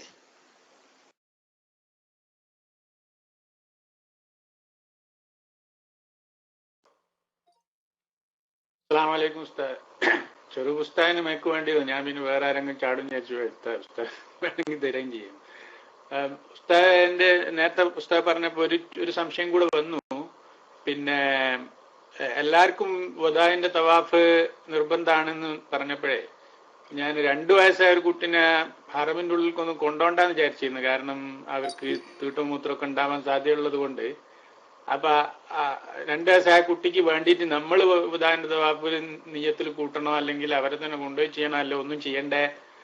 അതും കൂടെ ഒന്ന് പറഞ്ഞു തരേണ്ടിയിരുന്നു. പിന്നെ ഒരു ചോദ്യം കൂടെ ഉള്ളത്, എന്റെ 15 വയസ്സായ ഒരു അനുജന് മരണപ്പെട്ടു പോയിരുന്നു. അപ്പൊ അവന് ഹജ്ജ് ഉംറ നിർബന്ധമാവുന്നതിന് മുമ്പ് മരണപ്പെട്ടു പോയതുകൊണ്ട് അവനൊരു ഉംറ, സുന്നത്തായ ഒരു ഉംറ ചെയ്യണമെന്നുണ്ടായിരുന്നു. അപ്പൊ അതെങ്ങനെ നിയ്യത്ത് വെക്കണ്ടേ? നമ്മൾ ഉംറ ചെയ്യുന്നതിന് മുമ്പ് തന്നെ അവന് വേണ്ടിയിട്ട് നിയ്യത്ത് വെക്കണോ, അല്ലെങ്കിൽ ഉംറ ചെയ്ത് കഴിഞ്ഞിട്ട് അവന് ഹദിയ ചെയ്യലാണ്? അതെങ്ങനെയാണെന്നൊന്ന് പറഞ്ഞു തന്നായിരുന്നു. അപ്പൊ 2 ചോദ്യമാണ് സാർ. അസ്സലാമു അലൈക്കും.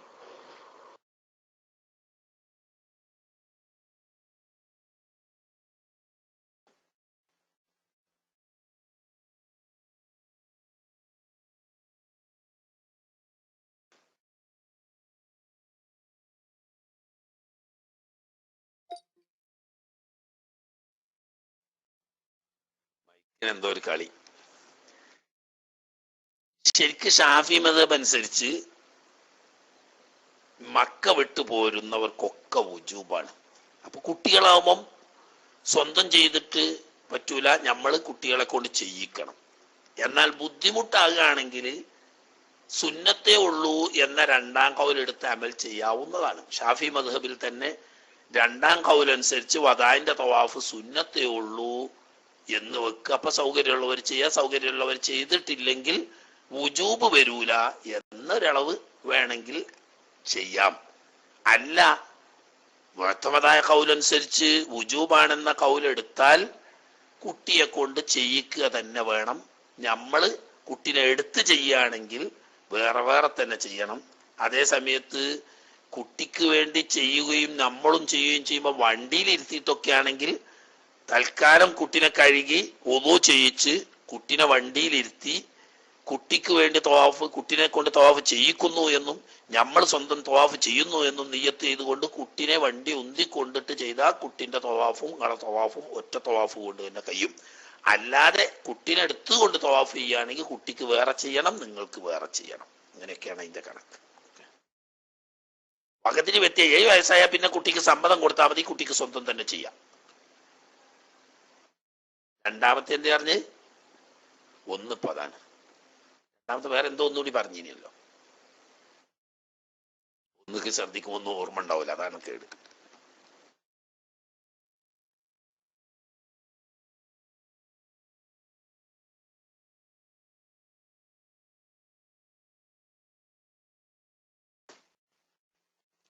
അസ്സലാമു അലൈക്കും. അദ്ദേഹം തന്നെ നേരത്തെ ചോദിച്ചത് അനുജന്റെ ഉംറയെ കുറിച്ചായിരുന്നു, മരണപ്പെട്ടുപോയ അനുജന്റെ സുന്നത്തായ ഉംറയെ കുറിച്ച്. പിന്നെ എനിക്ക് ചോദിക്കാനുള്ളത്, സുന്നത്തായ കുളിക്കുമ്പോൾ സുന്നത്തായ കുളിയുടെ വെള്ളം അത് സാധാ വെള്ളത്തിലേക്ക് തെറിച്ചത് മുസ്തഅമലാവുമോ, അത് ഉപയോഗപ്പെട്ട വെള്ളമാവുമോ എന്നാ? അതായത് ഇപ്പൊ ഉദാഹരണം പറയുകയാണെങ്കിൽ ഇപ്പോൾ ഒളിയൊടുക്കൽ, ഖുർആൻ ഓതാൻ വേണ്ടി ഒളിയൊടുക്കൽ സുന്നത്താണ്. ഉളു സുന്നത്താണെങ്കിലും ഫർദിൽ ഉപയോഗിക്കപ്പെട്ട വെള്ളം, ഉളുവിന്റെ ഫർദിൽ ഉപയോഗിക്കപ്പെട്ട വെള്ളം അത് മുസ്തഅമലായി. അതുപോലെ തന്നെയാണോ പിന്നെ ഇപ്പൊ വെള്ളിയാഴ്ചയുള്ള സുന്നത്ത് കുളിയാണ്, ആ കുളിക്കുമ്പോൾ പിന്നെ കുളിക്കുന്ന വെള്ളം മഫൂ ചെയ്യുന്നതിന്റെ കതിറിന്റെ അപ്പുറം മറ്റു വെള്ളത്തിലേക്ക് തെറിച്ചാൽ ആ വെള്ളം മുസ്തഅമലാവുമോ എന്നാണ് അറിയേണ്ടത്. Mic release.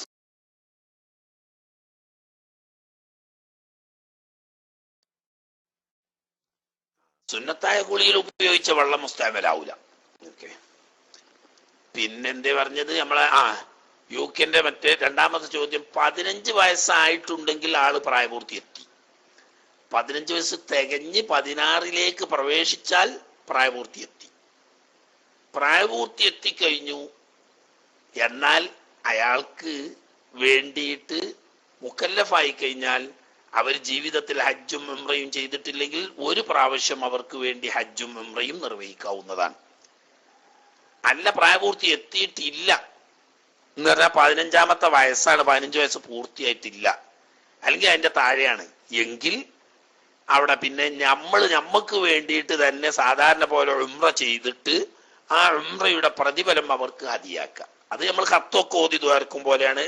ഏതൊരു മോമിനായ മനുഷ്യന് വേണ്ടിയിട്ടും നമുക്ക് ഹദിയാക്കാവുന്നതാണ്. അതേസമയത്ത് ഒരാളുടെ പേരിൽ അയാൾക്ക് വേണ്ടി ചെയ്യുമ്പോൾ അതിന് വുജൂബായതാണെങ്കിൽ അല്ലെങ്കിൽ വസിയത്തുണ്ടെങ്കിൽ മറ്റൊരാൾക്ക് ചെയ്യാൻ പറ്റുള്ളൂ. വുജൂബാകുക എന്ന് പറഞ്ഞാൽ അയാൾ ജീവിതത്തിൽ ഫർളായ ഹജ്ജ് ചെയ്യാത്ത ആള്, അതുപോലെ തന്നെ ജീവിതത്തിൽ ഫർളായ ഉംറ ചെയ്യാത്ത ആളാണെങ്കിൽ അങ്ങനെയുള്ള ഒരു മുക്കല്ലഫായ മനുഷ്യന് വേണ്ടിയിട്ട് നമുക്ക് ഹജ്ജോ ഉംറയോ ഒരു പ്രാവശ്യം ചെയ്യാവുന്നതാണ്. മുക്കല്ലഫല്ല, അതായത് പ്രായപൂർത്തി എത്തിയിട്ടില്ലെങ്കിൽ, അല്ലെങ്കിൽ ജീവിതത്തിൽ ഫർളായ ഹജ്ജും ഉംറയും നിർവഹിച്ച ആളാണെങ്കിൽ ഒന്നിരിക്കൽ വസിയത്ത് വേണം. എന്നാ വസിയത്ത് അനുസരിച്ച് ചെയ്യാം. അതല്ലെങ്കിൽ പിന്നെ നമ്മൾ എന്ത് ചെയ്യുക? നമ്മൾ സ്വന്തമായി ഉംറ ചെയ്യുകയും ഉംറ പൂർത്തിയാക്കിയതിനു ശേഷം നമ്മൾ ഖത്തോതി ദ്വാരക്കും പോലെ അതിന്റെ സവാബ്, ഈ ചെയ്ത ഉംറയെ നീ കബൂലാക്കി അതിന്റെ പ്രതിഫലം ഞാൻ ഇന്ന ആൾക്ക് ഹദിയാക്കുന്നു, അയാൾക്ക് അതിന്റെ പ്രതിഫലം നീ എത്തിച്ചു കൊടുക്കണമെന്ന് ദുആ ചെയ്യാം.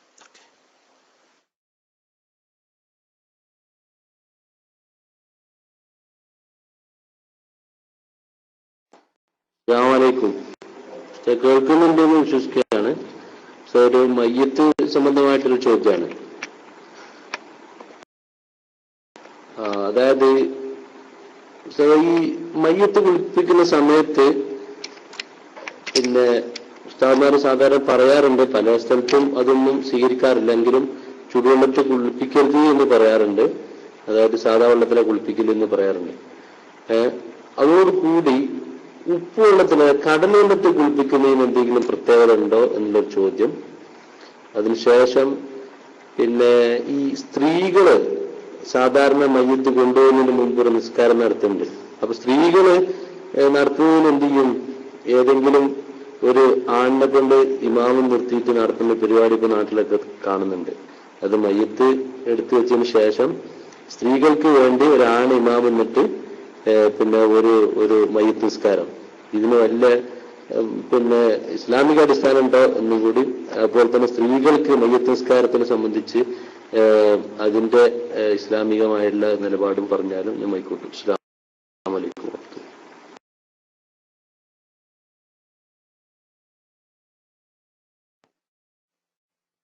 മയ്യത്തിനെ പച്ചവെള്ളത്തിൽ കുളിപ്പിക്കലും ഉപ്പുവെള്ളത്തിൽ കുളിപ്പിക്കലും രണ്ടും സുന്നത്താണ്. മയ്യത്ത് പറ്റെ ചുളുങ്ങി അഴുക്ക് പിടിച്ച് പച്ചവെള്ളം കൊണ്ട് കഴുകിയാൽ അഴുക്ക് ഇളകാത്ത സാഹചര്യം ഉണ്ടെങ്കിൽ വെള്ളം ചൂടാക്കാവുന്നതും, അതല്ലെങ്കിൽ പച്ചവെള്ളം കൊണ്ട് കുളിക്കാൻ പറ്റാത്ത നിലക്ക് കടും തണുപ്പുള്ള സാഹചര്യമാണെങ്കിലും വെള്ളം ചൂടാക്കാവുന്നതാണ്. ഈ രണ്ടുമില്ലെങ്കിൽ പച്ചവെള്ളത്തിൽ കുളിപ്പിക്കലാവുന്നു സുന്നത്ത്. എന്നതുപോലെ കടല് വെള്ളം, അതുപോലെ തന്നെ ഓരുവെള്ളം കയറുന്ന പുഴയിലെ വെള്ളം പോലെയുള്ള പ്രകൃതിയാ ഉപ്പുവെള്ളം കണ്ട് കുളിപ്പിക്കലാണ് അഫ്ളല്. ശുദ്ധജലം കൊണ്ട് കുളിപ്പിക്കുന്നതിനേക്കാൾ ഉത്തമം ഉപ്പുജലം കൊണ്ട് കുളിപ്പിക്കുന്നതാവുന്നു. എന്ന് പറഞ്ഞാൽ ശുദ്ധജലത്തിൽ ഉപ്പിട്ട് കലക്കിയാൽ ആ പുണ്യം കിട്ടുകയും ഇല്ല. പ്രകൃതിപരമായി ഉപ്പുവെള്ളം കടലിത്തതോ കടലിൽ നിന്നിട്ട് വെള്ളം കയറുന്ന കായൽ പോലെയുള്ള പ്രദേശങ്ങളിലോ ഉള്ള ഉപ്പുവെള്ളത്തിൽ കുളിപ്പിക്കലാണ് ഏറ്റവും അഫ്ളല്. സ്ത്രീകള് പുരുഷന്മാരാരും ഇല്ലെങ്കിൽ സ്ത്രീകൾക്ക് മയ്യിത്ത് നിസ്കാരം ഫർദ് കിഫായിയാണ്. അവർ നിസ്കരിച്ചാൽ നിസ്കാരം വീടും. മുസ്ലിമായ പുരുഷന്മാർ, അത് വകതിരി വെത്തിയ ആൺകുട്ടികൾ ഉൾപ്പെടെ ഉണ്ടെങ്കിൽ സ്ത്രീകൾ നിസ്കരിച്ചാൽ ഫർദ് വീടുന്നതല്ല. എന്നാൽ ഫർദുള്ള പുരുഷന്മാർ നിസ്കരിക്കുന്നതിന്റെ കൂടെയോ അതല്ലെങ്കിൽ പുരുഷന്മാർ നിസ്കരിച്ചതിന് ശേഷമോ നിസ്കരിച്ചാൽ സുന്നത്തിന്റെ പ്രതിഫലം അവർക്കും ലഭിക്കുന്നതാണ്.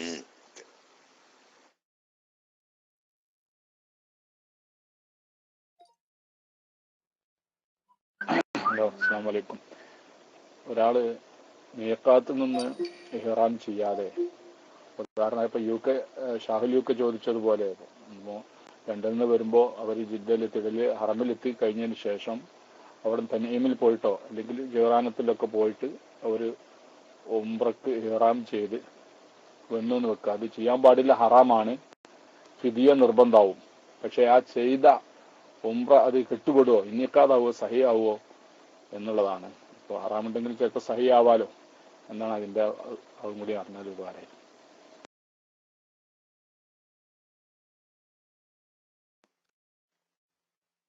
മീഖാത്തിൽ നിന്ന് ഇഹ്റാം ചെയ്യാതെ വന്ന് മക്ക ഷരീഫിൽ എത്തിയതിന് ശേഷമോ അല്ലാതെയോ മീഖാത്ത് വിട്ട് കടന്നതിന് ശേഷം തന്നീമിൽ പോയിട്ടോ അതല്ലെങ്കിൽ ജെറാനെ പോയിട്ടോ പോലത്തെ സ്ഥലങ്ങളിൽ വെച്ചിട്ട് ഹറാം ചെയ്ത് വന്നാൽ ഉംറ സഹിയാകും. പക്ഷേ മനഃപൂർവ്വം അത് ചെയ്താൽ ഹറാം സംഭവിച്ചത് കൊണ്ട് മബ്റൂറാവൂല. മനസ്സിലായില്ലേ? മബ്റൂറാവണല്ലോ. ഹജ്ജും ഉംറയും മബ്റൂറാവുക മനഃപൂർവ്വം തെറ്റുകുറ്റങ്ങൾ സംഭവിക്കാതിരിക്കുക. അതിനാണ് പ്രതിഫലം പ്രത്യേകമായി ഓഫർ ചെയ്യപ്പെട്ടത്. ആ ഓഫർ ചെയ്യപ്പെട്ട പ്രതിഫലം കിട്ടൂല. എന്നാൽ മീഖാത്ത് നഷ്ടപ്പെട്ടു എന്നതിനുള്ള ഫിദിയ കൊടുത്തു കഴിഞ്ഞാൽ മനഃപൂർവ്വം ചെയ്തതാണെങ്കിൽ അതിന് തൗബയും ചെയ്യണം, കാരണം ഹറാമാണ്. എന്നാൽ ഉംറ സഹിയാകും, പക്ഷേ മബ്റൂർ അല്ലാതിരിക്കും എന്നൊരു കുറവ് അതിനുണ്ട്. ഓക്കെ, ഇനി അധികം നീളാൻ സമയമില്ല, 3:15 സമയം. ഈ 2 ആള് കൈപൊക്കിയുണ്ട്, അവര് മൈക്കെടുക്കുക. എന്നിട്ട് ഇൻഷാ അല്ലാഹ് നമുക്ക് നിർത്താം.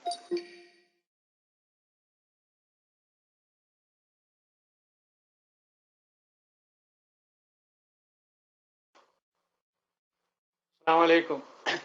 ഉസ്താദെ, നേരത്തെ പറഞ്ഞ ക്ലിയർ ആയിരുന്നു, ജസാക്കല്ലാഹ്. ഇനി ഒരു ചോദ്യം കൂടെ ഉള്ളത്, ഞാൻ ഉദ്ദേശിക്കുന്നത്, ഞാൻ ഇവിടുന്ന് UK ജോർദാനിൽ പോയിട്ടാണ് പോകുന്നത്. അപ്പൊ ജോർദാനിന്ന് ഫ്ലൈറ്റ് കയറുന്നതിന് മുമ്പ് ഇറാൻ കെട്ടേണ്ടി വരും എന്നാണ് ഞാൻ മനസ്സിലാക്കിയത്. അപ്പൊ കുട്ടികളൊക്കെ ഉള്ളത് കൊണ്ട് പിന്നെ ഏതെങ്കിലും കൗലില് ജിദ്ദയിൽ പോയി ഇറങ്ങിയിട്ട് ജിദ്ദന്ന് പിന്നെ ഇറാൻ കെട്ടാവുന്ന വല്ല അങ്ങനെ ചെയ്താൽ ശരിയാവോ? അല്ലെങ്കിൽ ഞാൻ ജോർദാൻ തന്നെ കുട്ടികളൊക്കെ ഇറാൻ ചെയ്യിച്ച് അവിടെ നിന്ന് തന്നെ ഇറാമിൽ തന്നെ പോലെ നിർബന്ധമാണോ? അത് ഉസ്താദ് ഒന്നും കൂടെ വിശദീകരിച്ചെന്നായിരുന്നു. അത് ഞാൻ മനസ്സിലാക്കിയിടത്തോളം ജോർദാൻ ചെയ്യണം എന്നാണ്. ഒന്നും കൂടെ ക്ലാരിഫൈ ചെയ്യാൻ വേണ്ടിയിട്ട് ചോദിച്ചതാണ്. അസ്സലാമു അലൈക്കും.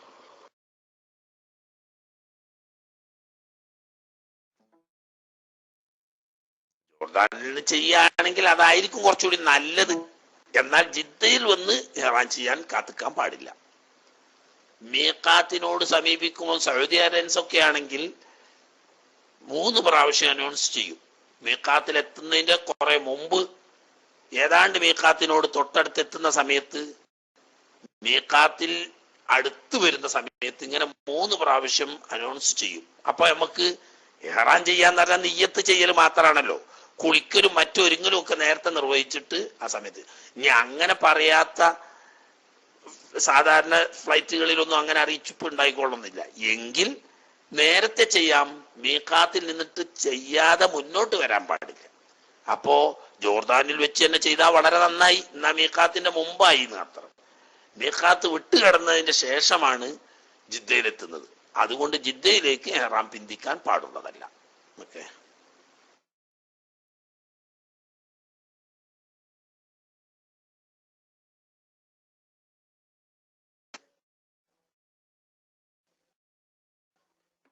അസ്സലാമു അലൈക്കും. പിന്നെ ആണുങ്ങൾക്കുള്ള കഫൻ തുണിയിൽ ചില ഭാഗത്ത് കാണാം അരയുടുപ്പ് കൊടുക്കുന്നത് കാണാം. ചില ഭാഗത്ത് അരയുടുപ്പിന് പകരം 3 ശരീരം മുഴുവനും മൂടുന്ന 3 തുണിയും കമ്മീസും തലയെക്കെട്ടും കൊടുക്കുന്ന കാണാം. ഇതൊന്ന് ഏതാണ് ഉത്തമം എന്നുള്ളതൊന്ന് വിശദീകരിച്ചിരുന്നെങ്കിൽ.